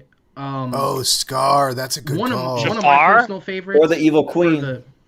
I think it goes to Scar or Ursula, who are both like tyrants and like to have like have viewpoints that are like Cruella's bad, but she's very small. But like Ursula wants to own the ocean, and Scar like takes over all of Pride Rock, and they're both like they're like S level. They're higher up. Yeah, I think they're all around each other. They're all around each other. John. But Prince John, he's not even the bad guy. It's like Jim from Nottingham. Yeah. I think it's Scar or Ursula. I could have sworn that I put Ursula on this. I know it. Yeah, she's right there. She's right there. Go back up. Go back up. Tell her, Jordan. Go back up. Let's see. There we go. Yep, right there. Second round. Oh, yeah, there you go. Yep. Okay. Anything Ursula? I want to go with not a villain for Norman Bates. Let's take that hot thing. We got 10 minutes left. I want to go there. Yeah, we can go there in a minute. But for Ursula, though, do you think that she's worse than the villain? Like more evil, more of a villain? Yeah, she's more of a villain than Cruella because she wants to take over the whole ocean as opposed to like what's Cruella's motivation? She like is fashion. She is fashion. She is London fashion. Yeah, she wants coats. She likes fashion. She might be more of a C actually. Like, I mean, in terms of iconography, for that reason, she is a queen. With Ursula, like compared to the rest of these, out of the villains on this list. The reason I think Ursula is the best one to represent in the S tier is because on top of everything you guys have said about like her wanting to take over the ocean, you also have to keep it in mind in doing so, she also takes advantage of the innocence of a teenage girl and completely, I mean, if not for the fact that, it's a Disney movie and the hero has to win, she completely destroys her life by tempting her into giving her what she thinks she wants, but, it's like the got a great song type thing. Yeah. She's got like one of the best songs in Disney history. Giving you what you want, but taking something in. Poor Unfortunate Soul. Poor Unfortunate Soul is one of the best songs in Disney history. Like, what a great intro villain song because she's like basically like it's all facade. It's all like actually look between the lines of what I'm saying because I'm lying to you. Like it's a great song. Yeah, I love that. I love that. I want to Norman Bates, not a villain. He's a misunderstood, sick man, but I'm not sure. Like it's most of the movie hinges on the idea that we don't know who's killing her, and then the reveal that he's a person who thinks he's his mother. That's kind of like undertakes the idea that he's a next level serial killer on League with Hans Landa or somebody who has the ability to do critical thinking. Yeah, right. I'd put him down. Yeah, I could see not a villain in that one. I'm okay with that, actually. Wicked Witch. Seen that movie since I was like. Yeah, Wicked Witch got to be in the central, right? Yeah, Wicked Witch. You can't finish a list without Wicked Witch. Wicked Witch. I mean, I really want to put Debbie from Addams Family Values on here, but I feel like she's not. I'm very curious to see where she would end up next to. I mean, she's so good. She's like Cruella. Yeah, so I think Wicked Witch. You're talking epic cinema villainy. I mean, that is one of the cinema villains. Yeah, she's S tier as well. She's S tier at the very top of S. Like that's what I think. Yeah, is Darth Vader, Wicked Witch of the West, Freddy Krueger, the Joker, Thanos. I mean, that's an S tier right solid there. Right there. Yeah, solid. That is solid. Only one of those people is sympathetic. Only one, but Uh, Darth Vader is pretty got sympathetic. I don't know, So I man. The wish Wicked we Witch of the had- West had a house drop on her sister. That's pretty. Yeah. so what do you guys? T-1000, that's a It's not about the great shoes, villain. though. It's the Oh, shoes part Blofeld. about it. Blofeld. You gotta place Blofeld. I wish Blofeld. we had the villain Yeah, from that's- Casablanca. The Nazi? I think Blofeld's Yeah. one of the like most iconic kind of like the mustache twirling villain kind of thing. Right. Where's, Yeah, I think Blof- it was a James Bond where- one. Yeah, we gotta get Bond on where's there. Blofeld And at then- it? Does anyone? And he's Everyone's- been parodied so many times. I can't It's believe like- we zero I know Gary he's Oldman next to characters on Ooh, that we Mr. ran. Potter. Oh no, we got Stansfield from the Oh no, Professional. I'm just saying that we put on the list. We've Oh, You yeah. guys see put on. Blofeld on here? Yeah, he's Tell me right to above put- you. You passed or no, that's Doctor. Down. Right. Left, Down. Down Right, to the left, right there. back. Right there. There you go. back, and to the right. Up, down, left. So yeah, Cha cha I cha. would say S Oh, tier. is that although- who Dr. Evil as, supposed to look as my like? mouse That's so freaks funny. out. Here we go. Yep. We Okay. forgot the actual Schindler guy. We forgot actual Ralph Fiennes as Yeah, Eamon Goethe. Oh, yeah, yeah. we should probably put him in here based on the Hans Landa discussion. Yeah. So I would I say mean, S also tier, but I'm going because to put him we're at the talking about bottom of did S he win tier. the Oscar? Did he win the Oscar or did he not win the Oscar? Because I know he No, he did not. He got No, Wraith should've. didn't win. it was Tommy Lee Jones because he yelled a lot in that movie. Oh, For that's the- so for annoying the because like fugitive? talk Very about another annoying. person that deserved an Oscar for their villainous performance Right. was Very Ralph annoying. Fiennes. So that the yeah, new- Blofeld's you can go with pure that. S tier, I wanna right? put Yeah, Shredder. Goethe. Yeah, Yes. I Everyone's pardon S you. now. but, I I pardon think you. S tier for Kurt is a Definitely Nazi, S but tier. he's not And a actually- dogmatic. So I feel like A. on top of A. like on top of his cinematic portrayal, he's also Yes. the only one on that list that actually, helped kill people. I don't know if Goethe's S tier though. Blofeld is Really? S tier. I think Goethe so. is Ralph Fiennes can't Maybe be A two tier? S tier characters and Gary Oldman 0. true. We'll do Stansfield next. I want to see where he goes. Okay, sounds good. Now, looking at Goethe next to all of those people. Yeah, let's yeah, right. There you go. Stansfield, where we got? I wanna Stansfield, pick- Anton Sugar, God, he's great. right Talk there about next to another- Right Platoon. here. You just passed it. Yeah. There you go. I Yeah. love this villain. Love this villain. Oh, is that from The Right. Professional? Or is that from Yeah. Yeah, Leon. Everyone? from the professional. Everyone. Yep. Such a good movie. Oh my God, he is I kinda wanna such combine a it with villain. I want to combine it with his villain character from Fifth Element, though, because it's like the same director, and because I just like really like that It's idea true. that they're like the same character. It's just like his hair's done differently, and he's got a weird accent. He's got a weird Southern Oh, he space is accent. in that too. Holy shit! Yeah. Stansfield's a B or a C Damn. probably compared to those Yeah, B, guys. B or C. His Yeah. motivations are smaller. Yeah. I'm gonna And put him at the bottom of B. What about that? What do you think? Yeah, I think that's good. Yeah. that's good. Just All because right. he's got those lines. And again, we're not going as much on scope. We're just going in terms of performance. Like I feel like that's Yeah. a good way of dividing Yeah. this. What do you guys think of Lord Sauron from Lord of the Rings? That might be an S tier. Got to get him in there, right? Yeah, right. I think that's a definite S tier for me because he just That is that's a pretty big much one. ruling over the entire land, like all the land, and then at the end he's like, Who is he played by? can't be killed. Like he just remains as that giant all-seeing In- eye. At the But end. who's It's like- portraying him? Like In the originals, he doesn't really have a I don't set know. actor. In Yeah, the guy, films, right? he's played by Benedict Yeah. Cumberbatch. I feel like that to me is what. Wait, he's played by Batman. Isn't that the dragon? No, in The Hobbit, he does the voice of Sauron and he does Oh, Smaug as well. He does both. wow. This is why Lord of the Rings is really hard for me because everyone's name is exactly alike, and I think that You're right. because he's not really Sauron, portrayed by anyone Saruman. is exactly why he can't be S tier because it's not. It's like a villain that it exists, You but think he's like that's in why he's charge. S tier because of the mystery. That would But he's not what portrayed by makes him anyone. He's scarier, not, he's like, not played by more anyone. evil. I think. I actually think Yeah. Sauron's the least interesting thing about those films. I know. Yeah. Well, He's the where Lord. do you guys want to put it? He's a lord. Yeah. He's a Yeah. Come on, lord. for the Lord He is a- alone. Come on. I would put it No. in A for sure. I put him A. Yeah, let's do Hey, it. okay. above We'll do Judge that. Doom. Yeah, I think that's a fair. There's Yeah, just he just something created all so the epic rings, about our so- S tier right now. Yeah. Yeah, right. should we since we're at the 2-hour mark, should we just dive into the S tier and rank them? Or Yeah. Well, I so honestly- I was gonna say we would choose to add one more to the S tier. One more, Yeah, please. that's Any it. glaring omissions? Anton Yeah, Sugar? One more. Biff Tannen? Anton Can I Sugar choose is a one good more? one. Yeah. Is I it like Darth Anton Maul? Sugar for this because he's Anton another Sugar, that's a good one. he's another Khan. unknowable bad. Khan's great. Wait, Khan, Khan's oh. great. We might have Yeah, to what do about Khan. Khan? We have to get Khan I in think there. that one. Yeah, That's because a we good haven't had one. that franchise at all. Khan. Yeah, we need like a good like Star Trek representation. at Yeah, least. that's Khan. I mean, We Khan's need like a big Mr. bad Potter. I think Mr. Potter. I want to rank Khan. Mr. Potter. Before the more humanized one. Yeah, who does he compare to? That would be a fun one to He's do on the as well. same level. Yeah, Who's Mr. Potter? he compares to I don't know nobody. From who is he? It's a Wonderful Life. Yeah, from Wonderful Life, the Oh. like evil banker guy. Oh, Slumlord so that funny. basically closes them all out. That's hilarious. You put that on the list. That's cute. I like that. Yeah. That's really cute. I like that He's thinking outside such the a box. great villain. Yep. Let's not spend less time on Thanos Yeah. and more time on Mr. Potter. Right. Mr. right. Potter's such All a right, great why villain. don't we rank Mr. Potter and then we'll go to S tier. Okay, sounds good. Okay. Mr. Potter. So you can kind So of is talk he- about is it where he- I. Well, is- fine. Here he is. Is he sympathetic in any way? No, not at all. No. Mr. Potter does not care. He's literally Yeah. just cares about himself.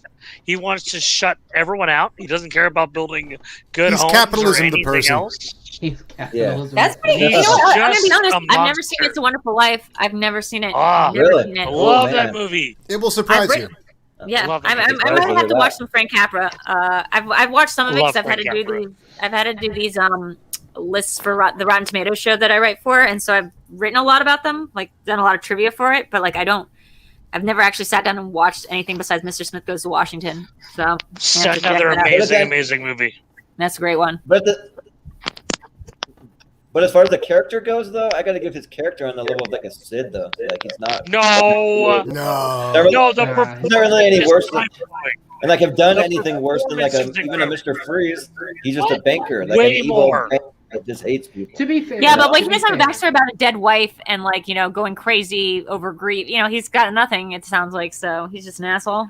He's just he's a Does piece of Mr. shit. Freeze have a who backstory about a basically- dead wife or something? No, the performance alone from him is just iconic. It is It's just- iconic. It's I mean, a powerful role. He literally I is mean, going that's okay, to but with his putting character. a C, Not it just C. looks funny, like next Nope. to some of these other people. No, But I think he's definitely above Michael Myers. you think so? Yes, I He's- do. Yeah. I mean, Yeah, He there you ruins go. people's lives in different ways. it's hard to say because he's so different than all the rest. So I don't That know. is a funny B lineup, I gotta say. yeah. That's great. So yeah, we can kind of rank the S tier though. Like what? Yeah, let's what go you rank think our is- S tier. Yeah. So I like that So- S tier. I don't think we missed anybody. It could be I don't there. think so either. No, I think definitely Wicked Witch of the West is probably number one for me. I would say Yeah, that's the most iconic, like out of all these villains. I think. I mean, Darth has got to be in the top couple. Yeah, I think Darth has got to be up there. Definitely Freddy Krueger. I think we have a solid top three. I think And top maybe 3 even- is perfect. Yeah. Honestly, I think Voldemort Maybe even started Voldemort. just above Krueger. Voldemort that is should probably true. go up by Vader, don't you think? Yeah. Before Freddy I think Krueger. so. I think Yeah. Voldemort and Vader are two comparable. Iconography wise, they're just like they're Yeah, up look there. at those top three. That's Yeah. That's That's your really good. villains. And then I look everything except Thanos. I think is like the really high S So- tier level. And I get that I'm like wrong about Thanos. I'm allowed to swap be Joker and Krueger maybe. So Yeah, I you would can do that. propose moving up the Xenomorph because the first movie just Yeah. scared the shit out of me. Yeah, put him It's before a Freddy. Scary movie. You could do Yeah, that. before Freddy. But then, Yeah, look at that. That's good. what about The Joker- Hans Gruber into S? Because I mean that's what everyone sees as like the most iconic villain. He's probably Yeah. the best villain Honestly- of the 80s at least. If you move down Thanos, I will agree to move up Hans Gruber. Yes! I mean, Yes! You all right with that? Yes. Yes. Let's do it. All Let's right. do it. Yeah, do it. Let's do it. yeah. Do it to Yeah. make me happy. It makes me so Yes. happy. Yeah, Sorry. And I flipping That's a love perfect I how think S we're tier. gonna put him probably. Put Gruber before Freddy. Gruber Yeah. for Man, you Freddy. don't like That's perfect. Freddy, Adam. Yes. He's fine, like but those God, others are he's just so such epic happy. villains. Oh, Yeah. it makes me so happy. I also think like Khan goes after the Xenomorph probably. Like Yeah. Khan's Yeah. like, really good. Yeah. Like, We could do that. Oh, then and the probably Blofeld after Khan, right? Blowfield after Khan. That's Sure. what I was thinking. We did that. Uh, I think that's Hans. Honestly, yeah. Yeah, I'd let's do put it. Freddy at 10 only because those films get really bad towards the end. But then they get great again for Freddy I versus feel Jason. like that. Yeah. Controversial Then choice. it circles back and Yeah. becomes amazing again. Don't you think at this point does Ursula belong there, or we want to I know. represent I think Disney, Ursula right? does One belong there, represent Disney. not just for representation, but also because she's a very scary villain. Genuinely She turns into a scary. giant wood. Yeah. She's Yeah. scary, and her scope is malicious and big enough that it could encompass all of it. I'd say the only other one that you could swap her out for is Scar, who's a great villain, and Jeremy Irons is so fucking good as Scar. Sorry for cursing, but so good. Yeah. No, you're good. Man, that's a good top 10, isn't it? Yeah. That's a great top Perfect. 10. Love it. That And makes me usually very what I like happy. to do is Yeah. I always like to have 3 honorable mentions because what I'm going to do, I run the Schwinn on Friends and Family group. I'm going to throw the top 10 along with 3 honorable mentions into a little poll and have the fans vote and see what they Okay. think. So I always like to throw a few wild cards. If you got 3 honorable mentions, I'll just I Wait, think from those the- would from the- be from on these the front I list. want Yeah. Lecter. I want Jigsaw. I think Lecter. Yeah, I think I'd say Lecter's so. one of them. Society I has think referenced those Hannibal Lecter far more than Jigsaw. I think Yeah. those Yeah. front 3, as I it just is love now, those are the movies, best so 3. I'm kind of a nerd. I want Whiplash Maybe- as a wild card. I mean, And The Matrix that's my point. is gigantic. Yep. I think you got it in Lecter and Thanos and Agent Smith. Yeah, Lecter, Thanos, Agent Smith. There we go. I mean, Is that is there- Yeah, I your think so. honorable of honorable Yeah. mentions. yeah, Okay. I like Yeah, it. Perfect. Can I be honest? I did Yeah, not that's think that I was perfect. going to like walk out of here a happy person in terms of like compromise is both parties leave unhappy. But I'm very happy with that S tier list. Like that I makes really me. am. I feel very satisfied and like that is very complete for me. Well, and I just did like a little kid clap when we got to move up Hans Gruber, so yeah. Oh, that's and also, I'm perfect. almost, God, and I'm he's almost tempted to make it just... 4 honorable mentions just to have Terrence Fletcher because I'm just curious what the people Thank think you. from him. Like Yeah, just Can for I fun, I'm gonna throw him in. Yeah, let's do it. I'm proud of us. do We it. did it. We did Let's it. do We it. made this list. Yeah. All right, All for right, a so finale, let's let's do it. let's put Nurse Ratched up there, and then we'll call it a night. Oh, yeah, was Ratchet on there? Yeah. Yeah. Yeah. 'Cause she's scary Yeah, as you- hell. But I don't want to the Ryan Murphy stuff has to be You wanna not do it. canon. If I can find It's her not canon. on this The list, Ratchet. There she goes. There giant she is. list. Wait. There she goes. Yeah, there she Oh, is. what about Lord Humongous? He's also Lord. Damn it. Yeah. I mean, we're missing a bunch of them. I was more saying Nurse Ratched just We for fun are. contrasts. yeah. Yeah, I but we mean, missed There's the a Lord million Humongous. other villains. Whatever his name is. yeah. There's a listening. million other. Yeah, this is a hell of a list of villains here. Yeah. Ooh, Face Off. Oh, Yeah. Right. Casper Troy. Sure, Except like it's hard yeah. because you're asking about whose performance. Are we talking about Well, John? I- Go ahead. I was just saying, I say you guys have to do another show with other guests starting from here and continuing because you have so many other villains. I'm so curious Right, to yeah. see where everybody would go from Amazing Amy to Rose the Hat. Like Exactly. it's- they all have somewhere to go. Yeah. I'm just curious though. So, Video Drew, what about Killer Bob? Just because mean- you. Oh yeah, let's place Killer Bob. You and then wanna- we're It's, done. Yeah. like, it's just Bob. Yeah, it's where just would you Bob. want No one calls him Killer Bob. It's I don't just Bob. like Twin Okay. Peaks. Maybe Okay, I'm Bob. weird. So like I Bob, get it. Bob is actually like S tier if you want to talk about like abilities. He is up there with Voldemort. He's a supernatural entity. He's basically all the badness that men do. He was created with the atomic bomb. He is born out of evil, and he can like take over. He exists in like some other dimension called the Black Lodge, and he comes in through you via like evil. So anytime like you commit like an evil act, like he can like seep into you and sort of take control of you and cause you to do things like I don't know if I want to spoil Twin Peaks, but do the worst taboo things society can make you do. He can compel you Right. to do them, and he's just terrifying. He shows up and he's just terror personified. He causes you to become terrifying in your horror of him. He's like almost like an Ari Aster horror thing come to life. But it's David Lynch, so it's like a lot more abstract. Is that a good description, Right. Adam? Yeah. Yeah. So I'm probably the Maybe odd okay putting him person right out below here.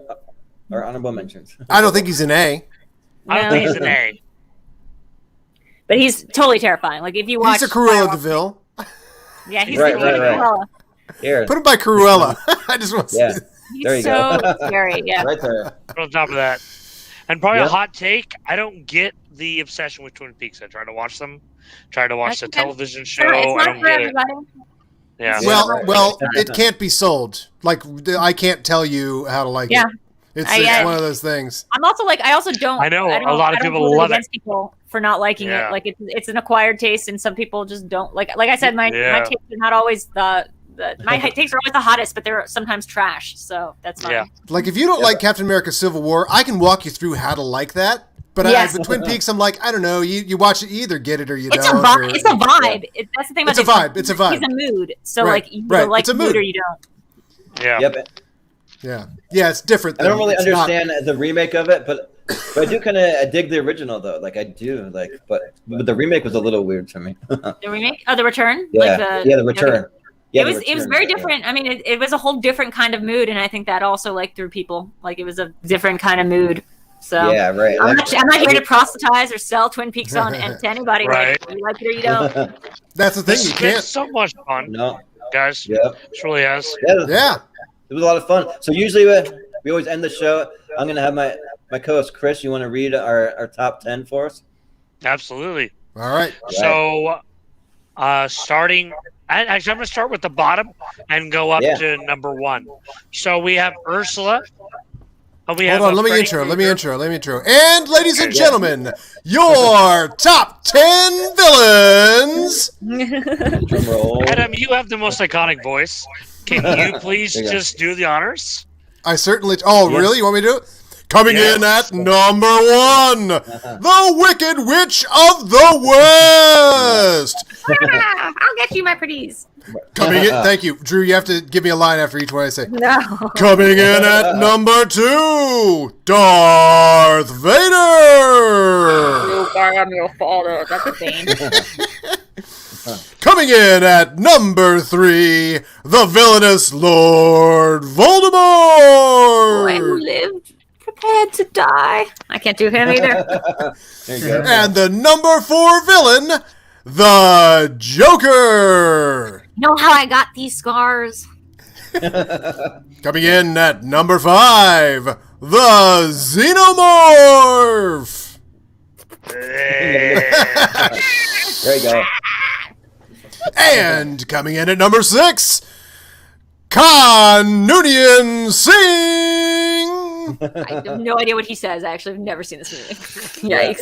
Why are you here? Coming in at number 7, Ernst Gustavro Blofeld. Also got nothing for him. Coming in at number 8, Hans Gruber. What's a good Hans Gruber line? What's a Ladies good? and gentlemen. Clay. Ladies and gentlemen. Yeah. Ladies Okay. and gentlemen. Ladies and gentlemen. Yeah. No. Correction. I am an exceptional thief, and since I'm moving up to kidnapping, you should be more polite.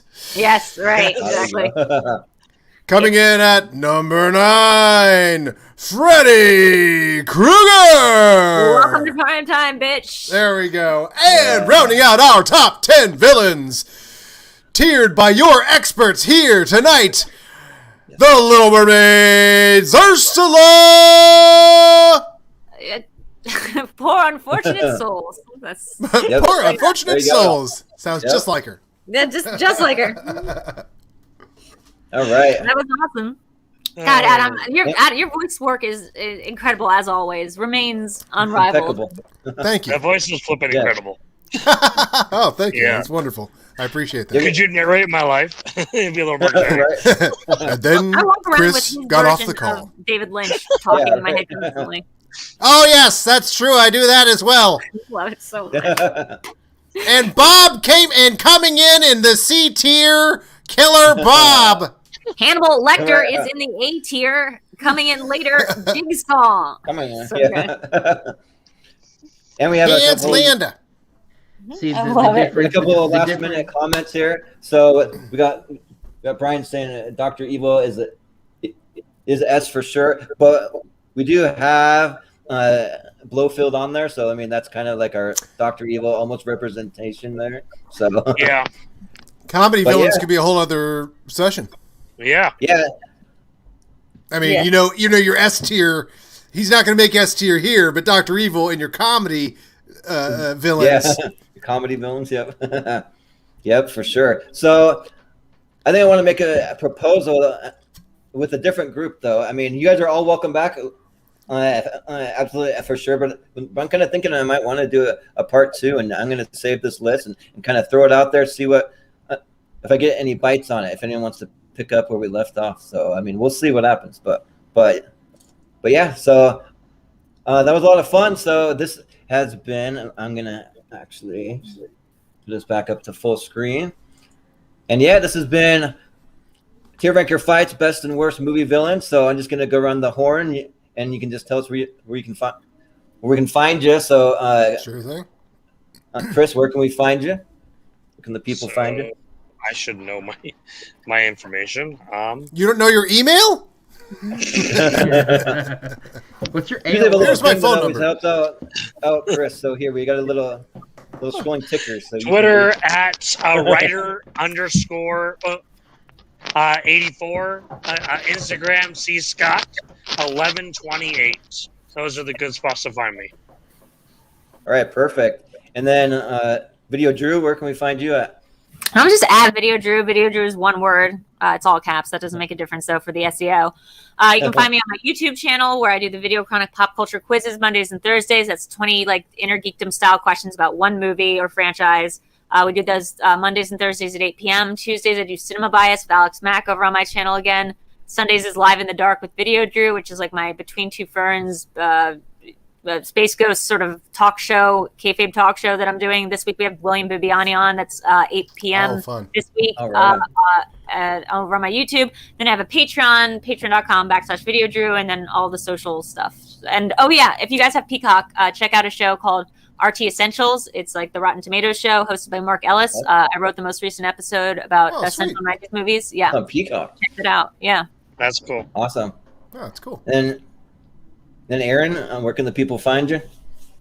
If you guys want content with a smaller subscriber base, you guys can go over it and subscribe to TMG Entertainment. We're doing a lot of different things over there. Actually, one of you guys was before I was a part of the channel, but both of these have been guests on our main show, After Dark, which is our kind of hangout show every Saturday nights at 9 p.m. EST. Other shows that we have going on Monday nights, we have Schmo Talks, which is my hosted show. It's a Schmodown interview-style show that's at 7 p.m. EST. On Tuesdays, we have Cancel This Show, a new political-style show that we're doing hosted by Alan Shepard and Matt Beer. That goes up on Tuesday afternoons. We also, not starting tonight, obviously, but starting next week, we are doing reviews every week for The Falcon and the Winter Soldier, taking a segment from After Dark and making it its own show. That'll be at 8 p.m. EST every Friday night. And if you're into the geekier stuff, we have the Supernova Show on Sundays at noon. That's hosted by Colton Roberts. All the geekier stuff in the web that's talked about there. Plus, myself and Matt Beer are doing movie trailer reactions and movie reviews. Just recently did a trailer reaction for the upcoming film City of Lies, and I have reviews for both that film and Chaos Walking coming later this week. Awesome. Busy. And Adam? Yeah. Follow the movie guys on Twitter, and that'll direct you everywhere. But subscribe to our podcast, because Monday we launch a new podcast where we cover every single Harrison Ford movie from the very first ones where he only has one line. It's called the Ford Fiesta, and that's Paul Preston and I. So good before Fiesta. So good. It's a funny show. We've already finished 3 of them, and it's a hit. It's a good one. You'll like it. Everyone subscribe to the movie guys. It's so good. Yeah. And I do have to say, probably one of the funniest things I've ever seen you guys do, Adam, is when you did the mock Showdown free-for-all with all the Star Wars characters, which is so amazing. Yeah, so good. I would definitely recommend that to everybody. That's like one of the funniest things I've seen in a long time. Yeah, that's on our YouTube, the free-for-all, but with Star Wars action figures, as we were robbed of free-for-all last year at this time. Yep. So we tried to save everyone from the pandemic by bringing the villain right now. You are. But you guys can find me all over the Movie Hero Network. I've got a couple other shows. So me and my co-host Austin Pez, how will we have a show we do every Monday night at 6 p.m. Pacific time called Live from Movie Hero, where we break down classic episodes of Saturday Night Live. So we've been currently going through season 12 of that, and I have another show that I don't talk about as much, but it's an interview show called 1v200, and I just take people that are important to me in my life, and I just interview them. And I'm doing a lot of family members, a lot of friends. We have 200 questions, but we just go for 2 hours and see how far we can get within a hour period, and some of the questions go deep. Some are just kind of like surface level fun question, and the hope is to eventually move into the Schmoedown community and start interviewing fans, Schmoedown competitors, that kind of thing. So that's in the future plans. So, and then I also run the Schmoedown Friends and Family group over on Facebook. So if you ever have anything you want to self-promote, that's definitely a perfect place to self-promote. And we talk a lot of Schmoedown too over there. So yeah, it's always a fun time. So yeah, that's where you can find me. You're getting upstaged, man, cute dog. I know, Right here. But yeah, so for Chris Scott, Video Drew, Aaron, and Adam the Razor Witt, this has been Tier Ranker Fights, and we will see you next time.